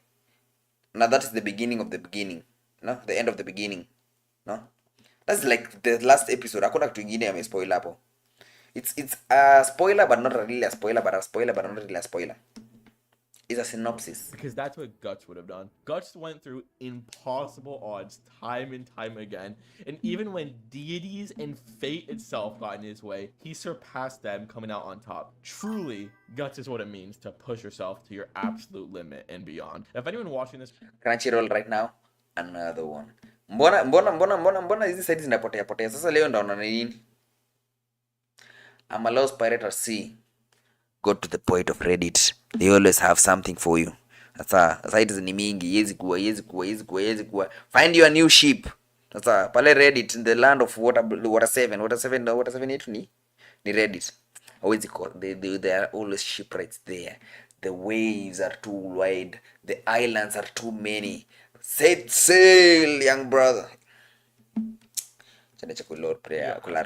Manga. I literally beg you to. It's a masterpiece and truly a once-in-a-lifetime story. But keep in mind, level 7 shows are different for whoever watches them. If a show like My Hero or Haikyuu really pushed you to in a different light, then I think it's completely valid to put it in your tier 7 echelon. Everyone's life and experiences are so different, so a show really speaks to your soul is up to the viewer. For example, even though a lot of people wouldn't, I would put a show like Blue Lock in my level 7. The whole point of Block is Isagi trying to become the best striker in the world, and when you're trying to become the best at something, like me for example on YouTube, a lot of the Blue Lock themes... What's up with this list, by the way? Hizi list mnashinanga mkiongelea on a daily basis. Zinakwanga ni hiyo list ni, is it like sacred to you guys? Because honestly, I wouldn't care.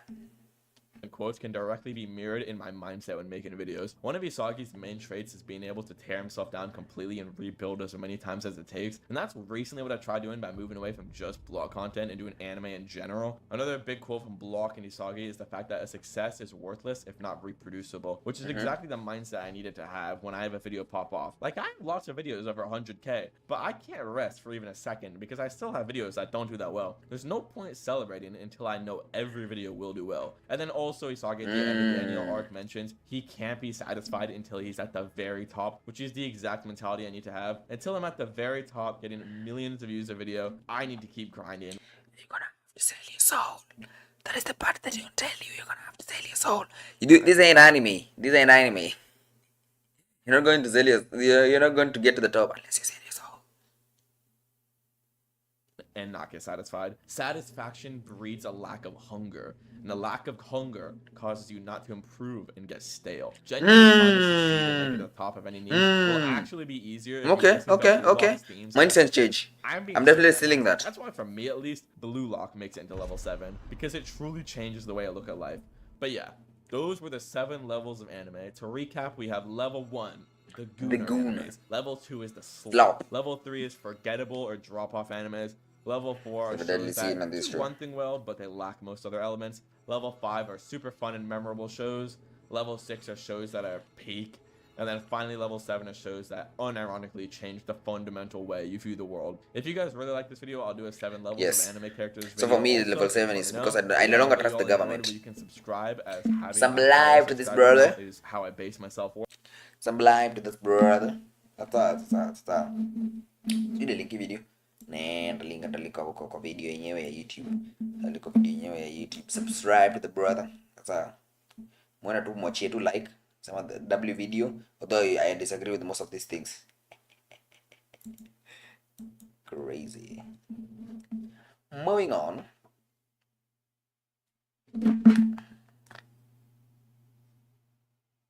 A Sunday. What makes Stark as a character so great? Hold up.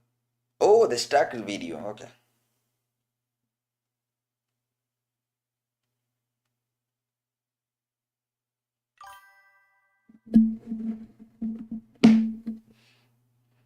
It's a decent list. It's a decent list.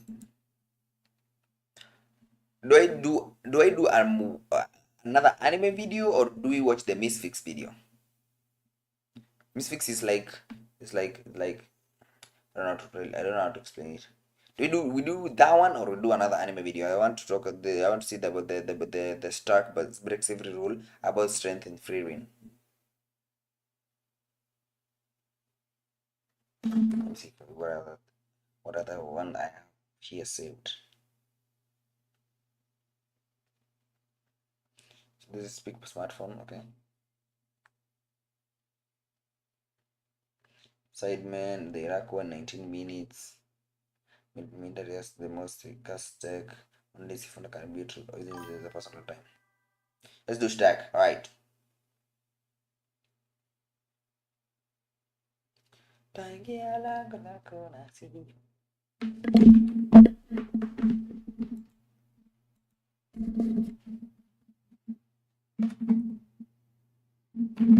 Stark breaks every rule about free range. Wait, I'm not recording. I've already started yapping. Record. Stark breaks every rule about strength in free reign. Huh? Hivi inafaa kuwe kali ya mchezo. What's the meaning of that? What makes Stark as a character so great is that Frieren never takes the easy way out with him. Right? Because it would have been really easy to make him look cowardly at first and then slowly reveal that he was just another badass or some secretly overpowered character hiding under the surface. But that's not what this story does. Hold on.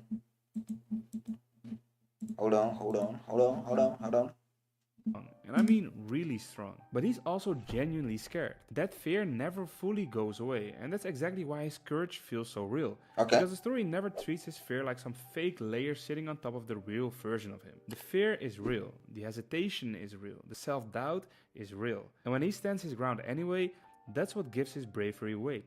That's why I think Stark is one of the most honest warriors in Frieden.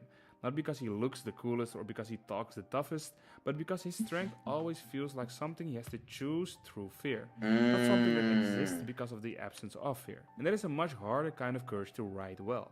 Because most people like to imagine bravery as a clean thing. Confident, certain, unshaken. But Stark is not brave like that at all. He panics. Personally, I feel this is the way Usopp is written. Like, he's brave, but brave from a perspective of I am scared, but I'm scared in the direction that, or in the feeling that if I do something, I have to do it. I'm still scared of the thing, but I still have to do it. I feel like that's how the way Usopp need. But people don't like that. And people don't like Usopp. So, the thing bravery is that you are scared one moment, then you are no longer scared. So, you're still scared, but you're doing it scared. That is the real definition of bravery. That is what bravery. Na hii misrepresentation ama take shortcuts according to the guy anasema take shortcuts za writing, shortcuts na ways all around za kudodge hapa na pale. Inafanya una miss the point. Sasa watu wataanza kudhani mtu huwezi fanya kitu as long as you're scared. But bravery is when you're doing it scared, despite the fact that you know that you're scared. Personally, I just think I just He feel like that. hesitates, he overthinks, he talks like someone who rather makes a run for it than fight. And then when the moment actually comes, he still steps forward. That's the part that makes him so great. Because courage means way less when fear is gone. If there's no fear involved, then there's not really anything being overcome. With Stark, exactly. the fear never fully disappears, and that's why his bravery actually means something. And the thing with Stark is, his fear didn't even start on the battlefield. He's not just some naturally anxious guy who gets flustered for comedy. His fear has real roots. Back in his village, Stark was already the weak one. The one who didn't measure up. The one people didn't really look at with pride. Even growing up, the person who really believed in him was his older brother, Stolz. The actual pride of the village. The warrior everybody else could point to and go, that's what strength looks like. I want to take a moment to acknowledge how strong people are in Frieden. Like full-on base, the durability and the level of output that so-called normal humans have is crazy insane. Normal people, Stark is, as a 17-year-old teenager, 17 to 19, I don't know, I'm not sure about the age, 17 to 18-year-old, is putting down a dragon with a single swing of a sword, of an axe. The dwarf from Frieden's group. I know, you know the dwarf can drop from a giant cliff and drop and be the insane durability of these characters is insane. Like if you're strong, you're strong. Like Viltramite strong. Ama ni zile vitu fulani zenye hata outright explainiwa lakini unaiona. Stark insecurity didn't start with a demon attack. It was already there. The demon attack just turned that insecurity into something permanent. Because when the village gets attacked, Stark doesn't just immediately fold. He actually grabs his wooden training sword and tries to face what's happening. But Stolz tells him to run. And that's the tragedy. Not just that Stark ran, but that his brother, the one person who was kind to him, the one person who actually saw something in him, is the one who tells him to live. Stolz stays behind to hold the line and buys Stark time to escape. So from Stark's point of view, that day becomes more than just the day that his village fell. It becomes proof. Proof that when nilikuwa naona nini? Kwani nilikuwa naona ni Frieden kama nimefunga macho. I don't remember this part. Do I have to rewatch Frieden? Yes. I get to rewatch Frieden. the strong one stayed and the weak one ran. And to Yes, be clear, I remember I'm not now. blaming It Stark clicks. or It's Stolz. clicking. Stark was a kid, so he was supposed to run. And without Stolz telling him to escape, he probably just dies there. As a big brother, Stolz does not want his brother to die. But that's not how Stark remembers it. In Stark's head, that moment hardens itself into the worst possible version of himself. Not just I was scared, but when the real moment came, It was I in was the season one who 1. ran while Okay. my brother stayed behind. And once that gets inside of him, it doesn't just go away. I mean, I It remember becomes it's the season lens 1. he See keeps the using backstory to yake, push backstory ya alikuwa I think alikuwa explain like Frieden or something. Ni backstory yake basically. I remember the big brother, I remember the part ni, but the demon part it slipped my mind. I was like, where did Shark come from? Then I remembered randomly that he had a That's bigger why brother. Stark's fear feels heavier than I just don't remember the regular part panic. clearly. It's not only fear Enyewe ni of pain, forgettable zingine. it's fear that when things really matter, he'll once again become the version of himself he already hates. A truly painful and brutal way to view yourself. And then Aizen enters the picture, which honestly makes everything Aizen. worse. No blame to Aizen because he did Aizen has treat the Stark durability as of a Ultra human, Might. but I mean worse for how Stark feels himself. Because Stark is not being trained by some normal warrior. He's being trained by Aizen, a literal legend, member of the hero party. One of the greatest warriors the world has ever seen. So now imagine being Stark. You already think you failed on the worst day of your life. You already think you are not built right. And now your standard for what strength looks like is Aizen. That would mess anybody up. Because from that point on, Stark's problem is not that he lacks strength, it's that he has no normal reference point for strength anymore. As a kid, he's been looking up to two insane warriors, his brother and Aizen. Even when he does something impressive, it doesn't feel impressive to him. Because in his head, strength looks like his brother. Strength looks like Aizen, unshakable. He has the too high over stand the what now? What do you call it? I think I know there's a name for it. Nile yenye the bar is so high for you that normal things that are supposed to be standard zinafeel ni kama kukuwa part of an overachieving family. Sisi kwetu tukiangalia you're extremely talented and extremely well versed in whatever you're doing, but wewe kwako you feel like a failure kwa sababu hujafikia level ya buda yako mwenye ako na PhD sijui nani. The guy who stands at the front no matter what. So Stark gets trapped in this horrible middle space. He's actually strong, really strong. But because his standard is absurd, he can never quite believe it. Which is a really smart way of riding insecurity. And what makes it even sadder is that Stark also seems to misunderstood what Aizen saw in him. Because the scar on Stark's forehead came from Aizen striking him out of fear. He was being looked at as dangerous, powerful, maybe even frightening in terms of what he could become. But Stark doesn't really carry that. Hiyo ndio writing nyingine nyingi leo ilinikachingi tu off guard. Ati Aizen was afraid of Stark.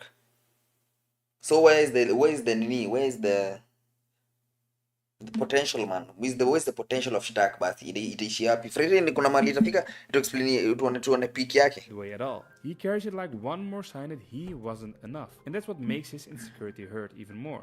Because even when somebody like Aizen clearly sees something immense in him, Stark still seems more likely to turn that moment into self-doubt than confidence. That's the trap he lives in.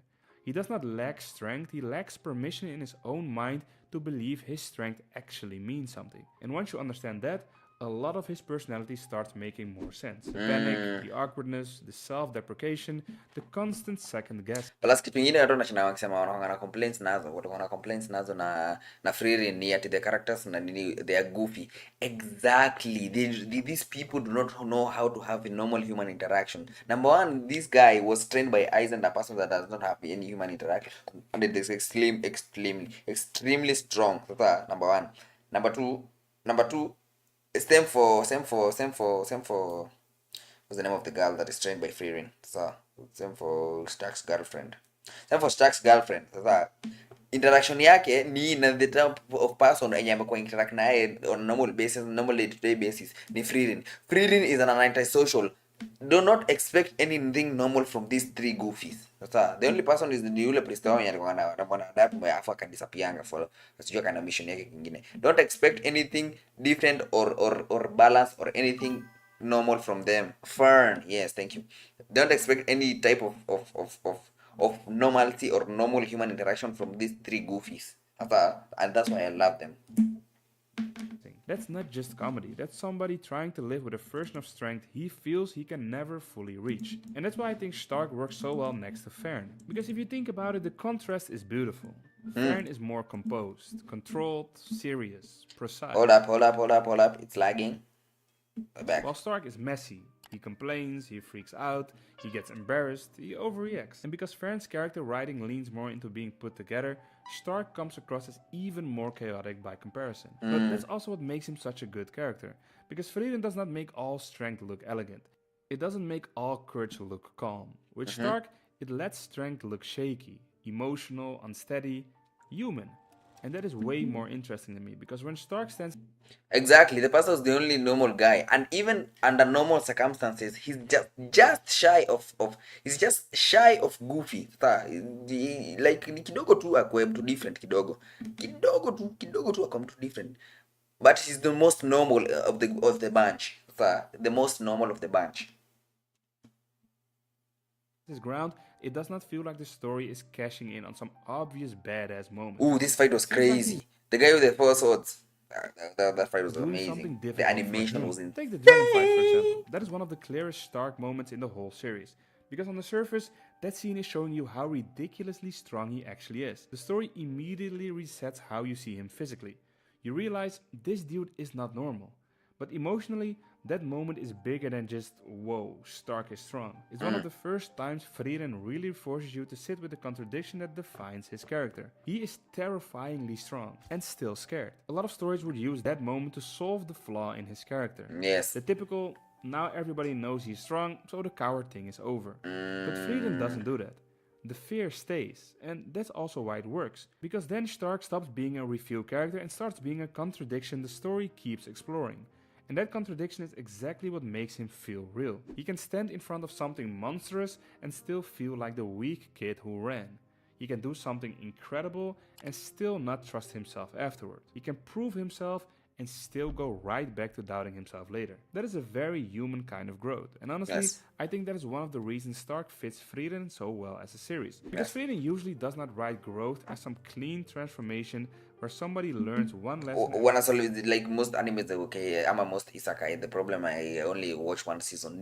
Apparently I'm a randomly through 12 seasons, through 12 episodes. All the problems, all the character flaws, or everything within the character is in a solviwa to randomly. It's in a solviwa to that they no longer are problem. They no longer have problems, like at all. I'm like, okay, sure. Why not? I'm never picking up this anime or this show again because the level of depth on this writing, I just need to see it to be pretty colors. That is all I need from you. Pretty colors and solve the problems. Nikama 100 girlfriends. 100 girlfriends in a fighting in the season 2. Hii budget yenye inapeleka pass kwa rent a girlfriend irudishe huko. 100 girlfriends really love me. Forward. They improve, but they do not become brand new people overnight. Stark is exactly like that. He gets stronger, but the insecurity does not die. He proves himself, but the old self-judgment still comes back. That makes him much more believable than just the usual anime warrior.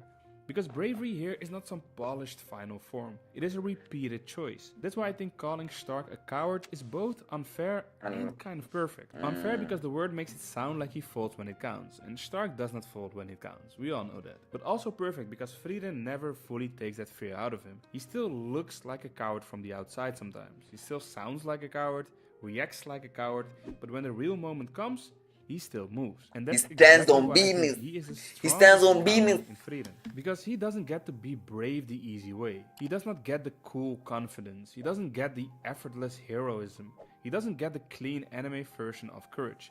He gets the ugly version, the shaky version, the embarrassing version, the version that panics first and still steps forward anyway. And honestly, that might be my favorite version. That's Stark, and that's why I think he's better written than people give him credit for. Because Facts. if you reduce him to comic Facts. relief or the coward one, you miss the whole point. The comedy is there, sure, but underneath it is a character whose fear makes his strongest moments matter more, not less. Even later on, when Stark gets bigger moments, that is still what makes them land. Not that the story is suddenly revealing who he really was all along, but that the same scared person keeps forcing himself to step up anyway. That's why those moments hit, not because they erase the fear, but because they happen with the fear still there. And that's the thing I keep coming back to with Stark. He's not strong in spite of being scared, he is strong because Frieden understands that bravery only means something when fear is still there. And Stark never gets to be brave the easy way. That's what makes him so good. He doesn't get the cool version of courage, he gets the real version. And honestly, that might be the strongest kind there is. Appreciate you all for watching. Let me know down below what you think of Stark and is he in your top 5 characters in the whole show. This is Did you Leflan know now how Kiana Frieden and Kulala. accidentally made a monster with Fern, or what Frieden characters would look like with domain expansions, or maybe get a deeper dive into how Kraft had one of the most This is the interesting weirdest shot I've questions in seen. the anime. check out one of my videos currently on screen. Make sure to comment, like, and subscribe, and I'll see you guys in the next one. The one that my boy was sleeping with the elf. That is the weirdest shot to open up with. I was like, Stark, do you swing that way now? Stark, do you swing that way now? Are you serious, my brother? Do you swing that way now? No judgment from me. I just wanna know, do you swing that way now, my brother? Double vid. That was definitely a double vid. Alright, next kwa lineup. Nisanga kwa leo sitaki kuextend. Yes, kuna fulani nimestream mpaka 4. I'm like, yo, I was tired. And I still have to clip and edit and move on. Hapa kuna video essay ya 2 hours 33 minutes. Sijui kama unaiona. It's a story of Shamrock. Shanks didn't pass the full story. 2 hours yote. Hiyo nile ndaiona nikiwa sasa sina haraka. Ama nikiwa nafua or something. When I'm doing something. When I'm doing activities. Basi utulie man. Sinimomba utulie. Shanks is in Murray. I need you to calm down.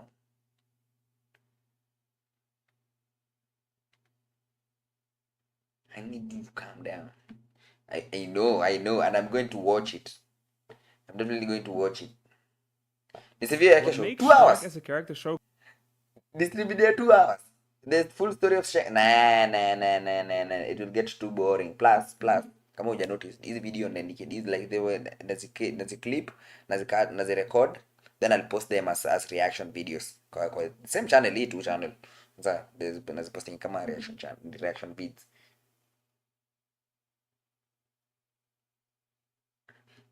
What else do I have? I had like 6 videos saved for today.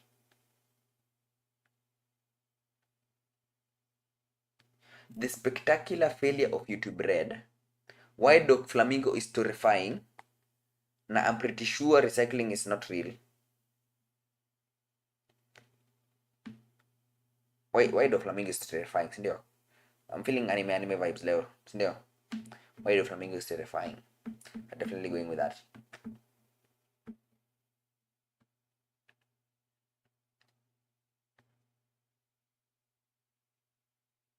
Pile sana. Pile sana. 2 hours 23 minutes. I don't know stream yote. Nah. That is crazy. That is crazy. This is zile unakanga masikio ka podcast usikize. Kama ka pod. Oh. Go to landscape it.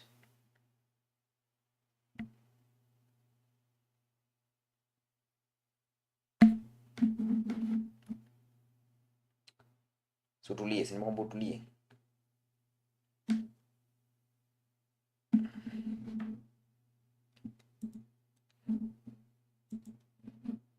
Video is titled Why the Flamingo is Terrifying. Lock in. Why the Flamingo is terrifying. Doofy.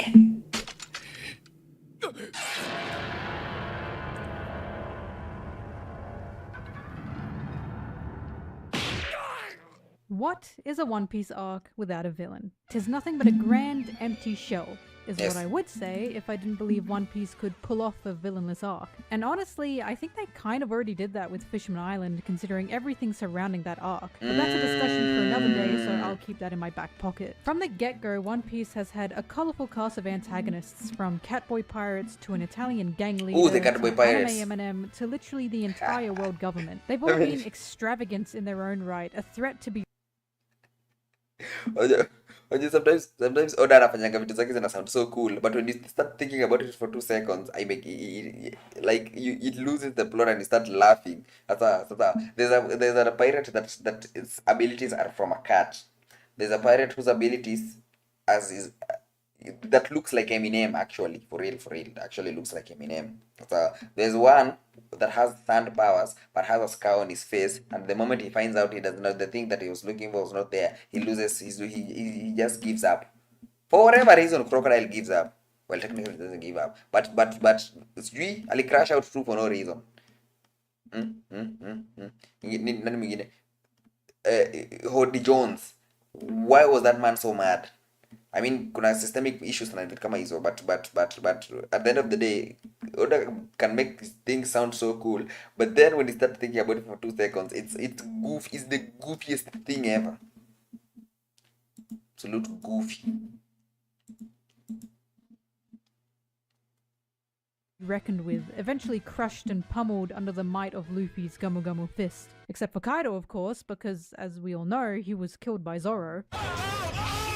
Yes. Some have been more threatening than others. Crocodile's presence in the land of Kaido was Alabasta definitely still killed by one of Zoro. the most daunting for me, especially. I don't think I'll ever forget Luffy hanging from his hook like a dead fish. Overall, One Piece villains are pretty integral to the plot. You're partly catching you off guard. At this point, we've been through plenty enough to understand the idea of them. So through all the big... Because Oda alikuwa ametuzoesha ile point ya Luffy, the moment he starts throwing hands for real, when he gets serious, he's winning. Alikuwa ametuzoesha vibaya. Then Crocodile randomly hooks the motherfucker in his hook. Bads we've seen throughout the years, why is Doflamingo arguably one of the most interesting and one of the most terrifying antagonists One Piece has ever introduced? I want to make a clear statement that I am terribly attached to Doflamingo in a horrible, horrible way. Same. I hate this ugly man. I hate his face. I hate his drip. I hate his entire existence. Yes. And I especially hate how fascinating he is to me. I hold a lot of bias. How that section sounded to me. I hate the way that you walk, the way that you talk. I hate the way that you dress. I hate the way that you sneak this. If I catch fly, if it could be a rag. I hate the way that you nails. I hate your goofy ass glasses. I hate your drip. I hate your long ass legs that are hairy. I hate your... Let me chill. For Doffy, mainly due to him being one of the most interesting villains I have ever encountered. And I'm not just talking about the grand scheme of One Piece, but in things I've watched and read overall. And it's not just me. To this day, Doflamingo is still insanely popular. People love this man, whether for better or worse, and while one of the reasons might be for his goofy walk, there is a lot more to him than meets the eye. But I personally believe him to be one of, if not the most bone-chilling antagonist in this series. There is an extreme madness to Doffy that is wildly unsettling, and the more we see of him, the more we discover just how disturbing this man truly is. It's why from the get-go, his demeanor, his actions, they all leave a bad taste in your mouth. Doing You want to grab this ugly creature by the head and yell, "What is wrong with you? What's going on in there?" However, I will throw him aside for now, because before I dive into this huge pink coat of feathers, I'd like to dig into what makes a One Piece villain. I'd like to say more here, but it's honestly pretty simple. There are two main components of a One Piece antagonist. The first one is motivation, and the second one is power. Crocodile's motivation was to take over Alabasta. His power was Baroque Works and his sand fruit. Enel's motivation was to destroy Skypiea. His power was his priests and his lightning fruit. Lucci's motivation... Was Enel's motivation really to destroy Skypiea, or was it to make it to the moon? Are we switching things? It was definitely going to the moon, no? Because the Maxim was still built. The Maxim went to the moon. He really powered the Maxim. Are we confusing the two? Plus, even Crocodile's motivation was number one, getting an ancient weapon, then was getting the Alabasta. No? Am I misremembering? Do I need to watch One Piece again? I'll take an excuse to watch One Piece again. Was to capture Robin and take out the Straw Hats. His power was the world government and his leopard fruit, and so on and so forth. It's pretty cut and dry, and what elevates all these antagonists is Oda's insane character writing. There's one thing missing here some of you might have picked up on, and this is something that One Piece has incorporated in only pretty recently. There's a lack of explanation. A backstory. Enel didn't really have one. Crocodile might have one, but we have yet to see it. And Lucci got a bit of a flashback, but it was less about his intentions and more about his constant cruel nature. Only pretty recently has the antagonist's backstory been Robert bitch-ass Lucci injected into One Piece, with Hody Jones, Big Mom, and Kaido. Judge didn't get one though, fuck that bitch. And while I believe Hody Jones' story was one pretty exceptional conflict, Doflamingo's was something else entirely. For Doflamingo, we got to watch the conception of a monster. Not only that, the moral debate his life story brings up is one that's hard to find solid ground for. You talk to multiple people about Doflamingo and you'll find plenty of them with differing opinions on whether they sympathize or not for this man, and if the reveal of his backstory... We do not sympathize with the Doflamingo's choices and backstory. Let's just get that out of the way. We do not sympathize with the Doffy's black backstory. We do not sympathize with that man. That man has no reason to be the way he is. He's a sociopath. He's a psychopath. He's all those paths. I don't know how many you have to put them. We do not. We just like him for the fact that he's evil and for the point of being evil. I'm alone with this. We do not like Doflamingo for the point that he has compelling backstory. No, fuck him and his backstory. We do not care. We like the fact that he's evil for the point of being evil. He's a sociopath.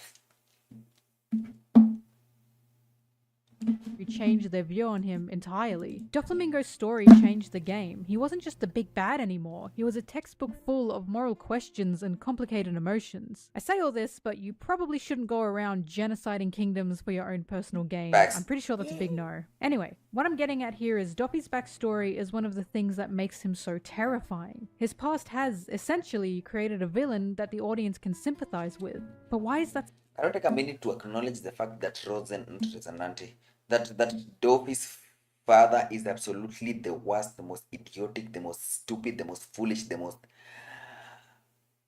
down bad zero brain cell person that I've ever seen in my entire life.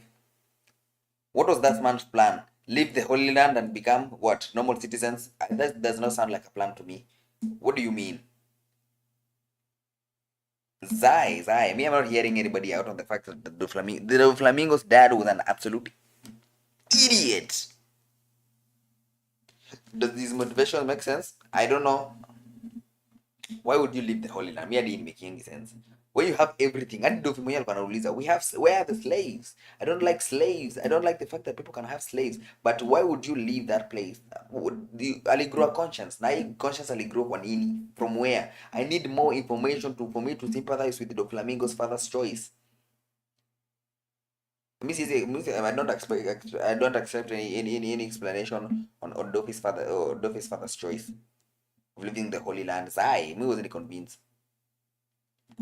So bad? Is it wrong to sympathize with the antagonist of a series? Well, no, not at all. Except with this particular antagonist, with his particular methods, to sympathize with him is exactly what he wants. We don't sympathize with Doflamingo. If you sympathize with Doflamingo, you have a wrong problem. My question for you is, what is Doflamingo's prime method of choice in regards to tearing someone down? His devil fruit, most would say. It's a sensible answer, and it is guaranteed to get the job done. But Doffy's real methods, his real power and his true expertise are his words. I don't know if you've noticed this about Doflamingo, but he talks. He talks and talks and talks and yaps. Possibly one of the most loudmouth. Pirates are evil, but rains are righteous.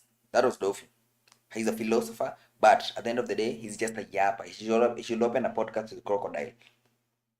Villains One Piece has. The thing about Doffy is he isn't monologuing, at least not all the time. Doflamingo talks because he's doing all he can to worm his way into your head. Doflamingo is, first and foremost, a supreme manipulator. There's great debate around Doflamingo and Law's fight. Discussions of why Law seemed as powerless as he was, considering his fruit is deemed one of the most powerful fruits in the world. And by all means, Law could have done a lot more against Doffy, had countless options he either didn't consider or didn't execute. My answer to Law's sudden nerf state, and one of the main reasons Doflamingo scares me overall is, have you seen how Doflamingo talks to Law? Doffy is persistent in calling Law names. He calls him a brat, a kid, and a squirt. He constantly talks down to him. He speaks to him as if Law was still 10 years old, the age he was on the day they met. And in doing so, drives right into a weak spot in Law's mental state. Doflamingo is pushing the idea that Law is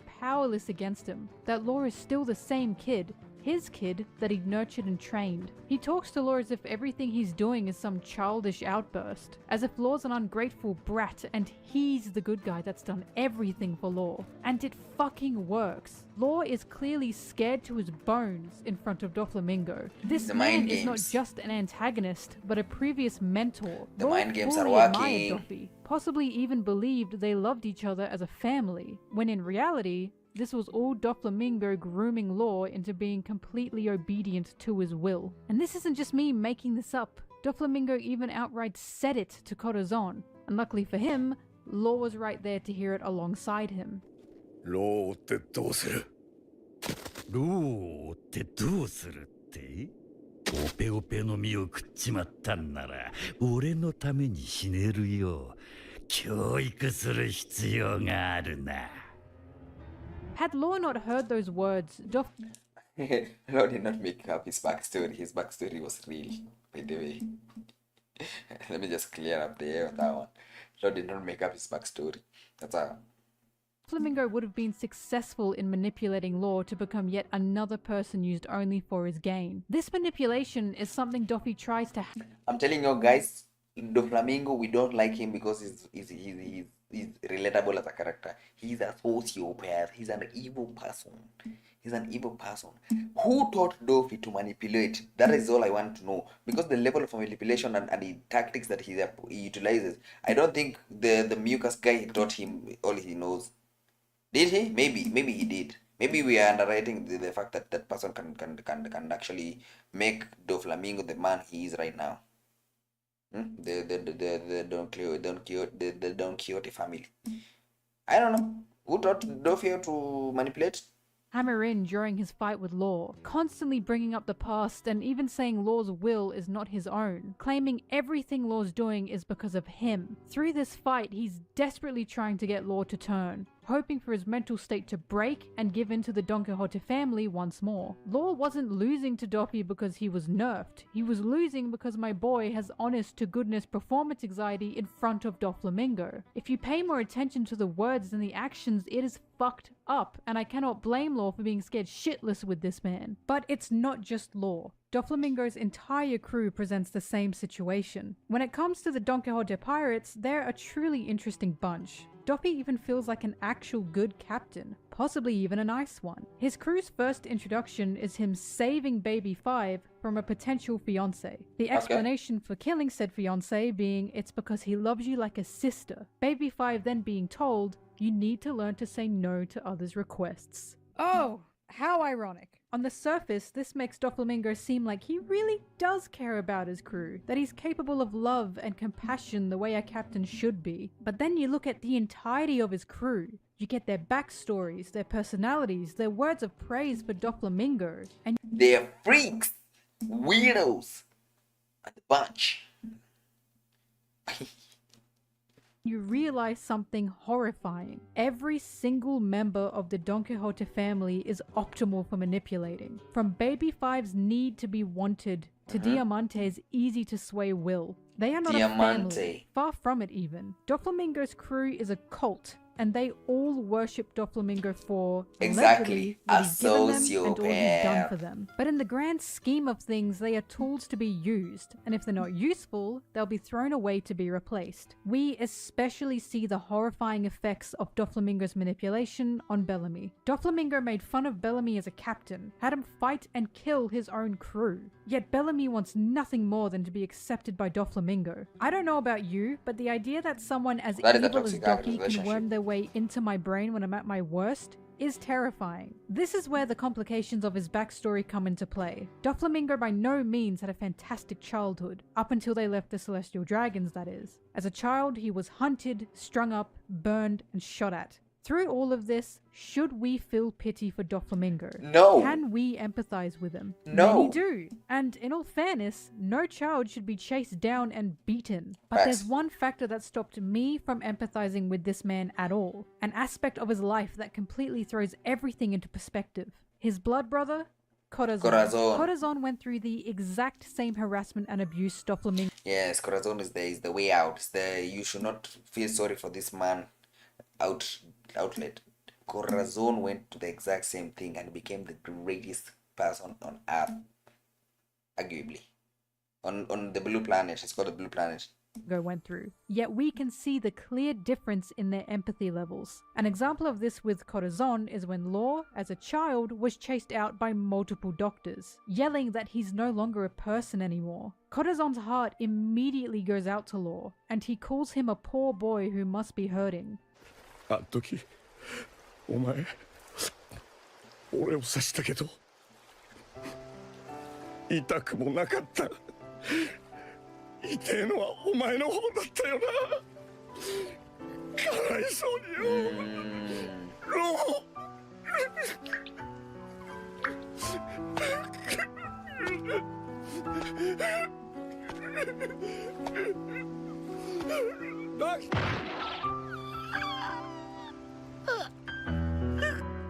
An example of this with Doffy is when Law explains that he's been through the fires of Flevance. But instead of showing any compassion, Doffy simply hasn't proved his worth to the Don Quixote family. And the best we get Prove from you're useful Doflamingo or you is telling get Law out. he has the same hatred in his eyes. Essentially telling Law, you're just like me for real.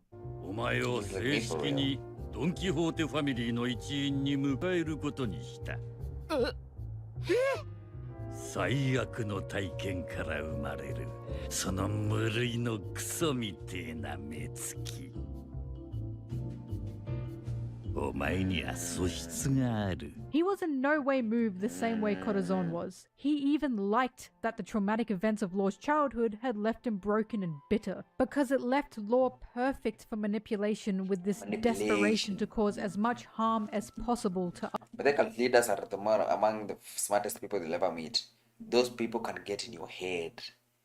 I've never been in a cult. I do not want to be in a cult, but I'm pretty sure if I was in a cult, I would not know I was in a cult until it was too late. Moving on. Others. There is no empathy in this man, no compassion to be seen. During their fight, he tells Law he's seen hell on this earth, as if Law hasn't been through an actual hell of everyone he loved dying, while Doflamingo killed both his own father and brother. And Doflamingo knows that. We know Corazon and Doflamingo had the same traumatic childhood, and Law didn't even get so much as a sorry that happened from Doffy, while Corazon shed real tears of sorrow for Law. This can all tie into Doflamingo's very clear victim complex. Doflamingo is an incredibly "oh, woe is me" guy. I do believe what Doflamingo went through is awful, but he sure thinks that's a good enough reason to treat everyone else like dirt. Why should he feel sorry for others when he... So if a person goes through a traumatic experience and does not feel bad for others and proceeds to use that traumatic experience as an excuse to mistreat other people, they are a sociopath on the level of Doflamingo. I mean, she said it, not me. He has obviously gone through the worst thing you could ever possibly go through, when it's not the worst thing one could possibly go through, is it? Especially not in the world of One Piece. Doflamingo believes he is a victim of his father, of his brother, of the common people, and of society as a whole. He thinks the world has done him wrong by taking away his status as a god, truly believing he is one. And oh, isn't it just so cruel that he was torn down from his position as a 1%er? How sad that he can no longer sit on a throne, own slaves, and be untouchable up in his own kingdom of heaven. Do you see what I mean? This is a Doffy hate video. I'm going to cancel this bitch. His gaslighting methods are well polished, to the point even the audience can feel bad for him. But with what he's become, his past is just an excuse to be the monster he loves to be. To be the monster the he manipulation and the always gaslighting is so elite that it goes beyond the screen. Running around To asking break for the fourth wall. slaves, asking for a gun to shoot people. It's not his fault those ideas were never programmed out of him, but he sure had a beating coming. The mastery of order. Gaslighting it to the level that you expect the propaganda.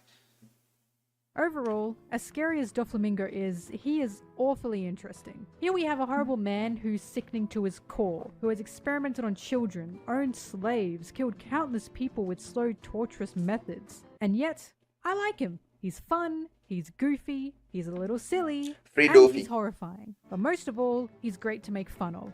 And really, that's what matters the most. His ways of manipulation also coincide perfectly with his fruit, the literal puppeteer fruit, and everything ties into Doflamingo being nothing more than a master schemer. He's set up a system around him of complete obedience, to the point he can lead anyone in or around the Don Quixote family by a hair. A villain who can take your free will from right under you, who can indoctrinate you into being nothing but a cog in the machine. And exactly. Today we are not going to stand here and start saying that Godofy was kama kuna mtu tutasikia story yake ni Doflamingo. Sasa he's just a goofy character and a sociopath, and that's why we like him. We like Doffy because he's a sociopath and an absolutely evil character. He's just evil for the point of being evil. Has the power to break you both in body Read and officially soul. backwards. Now that is a terrifying man. And and thank you for watching. Ooh. Doflamingo lives in my head That was rent-free, short. so That was I short. really wanted to make a video on him, and if anyone has anything they'd like to hear me mansplain with a video essay, let me know. I'm also hoping to Ooh, a talk video about essay. Law and Corazon at some point, since they're both such interesting characters, so keep your eye out for that. I'll hopefully see you in whatever I make next. See ya! W video. I mean, I'm not. That was a great. That was an amazing video. W video, by the way. For real, for real, for real, for real. Hakuna kutetea Odofi. We are not going to. Doflamingo is not somebody that you should justify the action with. That's the gaslighting is so elite that it breaks the fourth wall and goes to the real world. When I'm Toyota and Doflamingo, that person is easily manipulatable, and that person is supposed to be, or is most likely going to be in a cult. What is the name of that video? It's called that YouTuber is called Melon Tea. I should subscribe. That video is from 3 years ago. Damn. I definitely subscribed. That was a W video. Need to check sure. No, Melon Tea. That is a video from 3 years ago. Damn. I hope she makes a part 2 when Dofi gets freed or something. Let me see. The others are not anime related. This one is 30 minutes long that I'm definitely doing tomorrow.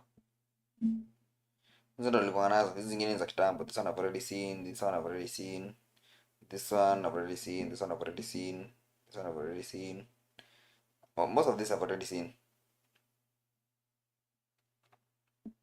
Let me see if she has like another vid that I can be interested in. We work that one, then I call it a night. It's in midnight. Damn, it's not even midnight, it's 1. God damn it. Wait, she's actually it's not messing that Dofi lives in her head rent free. Damn. Hey, easy video isn't rave. God damn it. This one is 1 hour. This one is beginnings is 2 hours. This one is 1 hour. This one is 5 hours. There's a YouTube video essay of inasonga for real. Does it not have shorter videos? Ooh, and she streams as well. Damn right.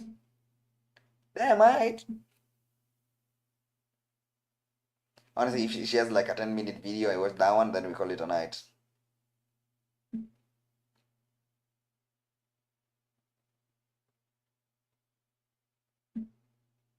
The tragedy of Sanj. Killing, stalking, horrible reputation. No. Damn, these videos are long. Lazima tutakuwa tuna set tu time yake.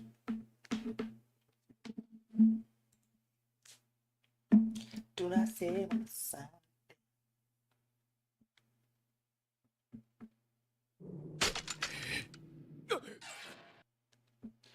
Dofi. Free Dofi till it's backwards.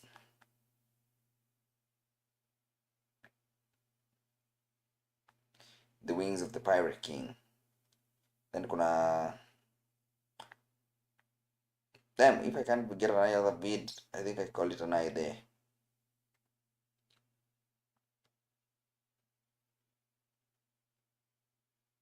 Ooh, low accurate Luffy is a beast. Save to watch later.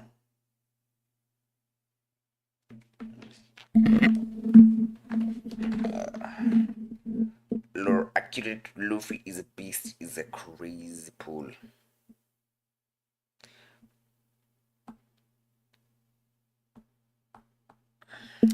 Ni 1 AM, I have to post these feeds. I love tomorrow. I have a long day. So you need to call it a night, Apple.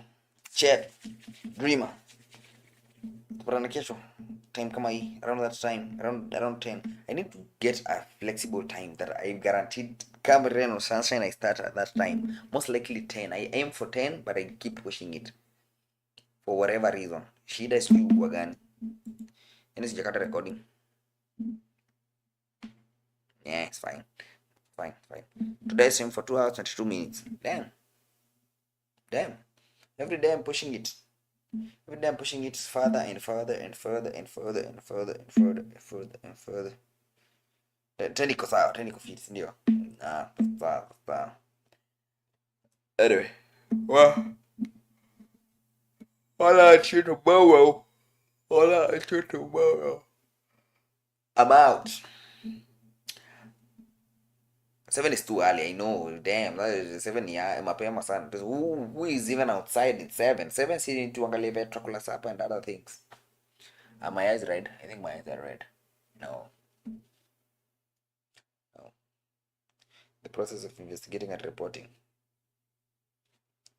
Let me save that one for my personal time. Save to watch later. W stream.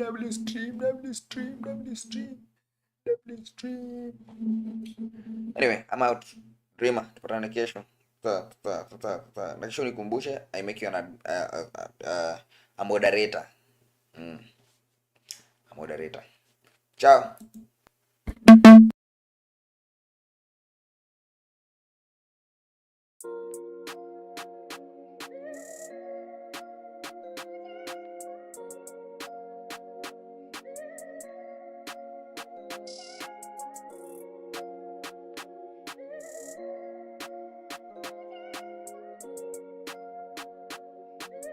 Yo, Paul, you're winning in this one.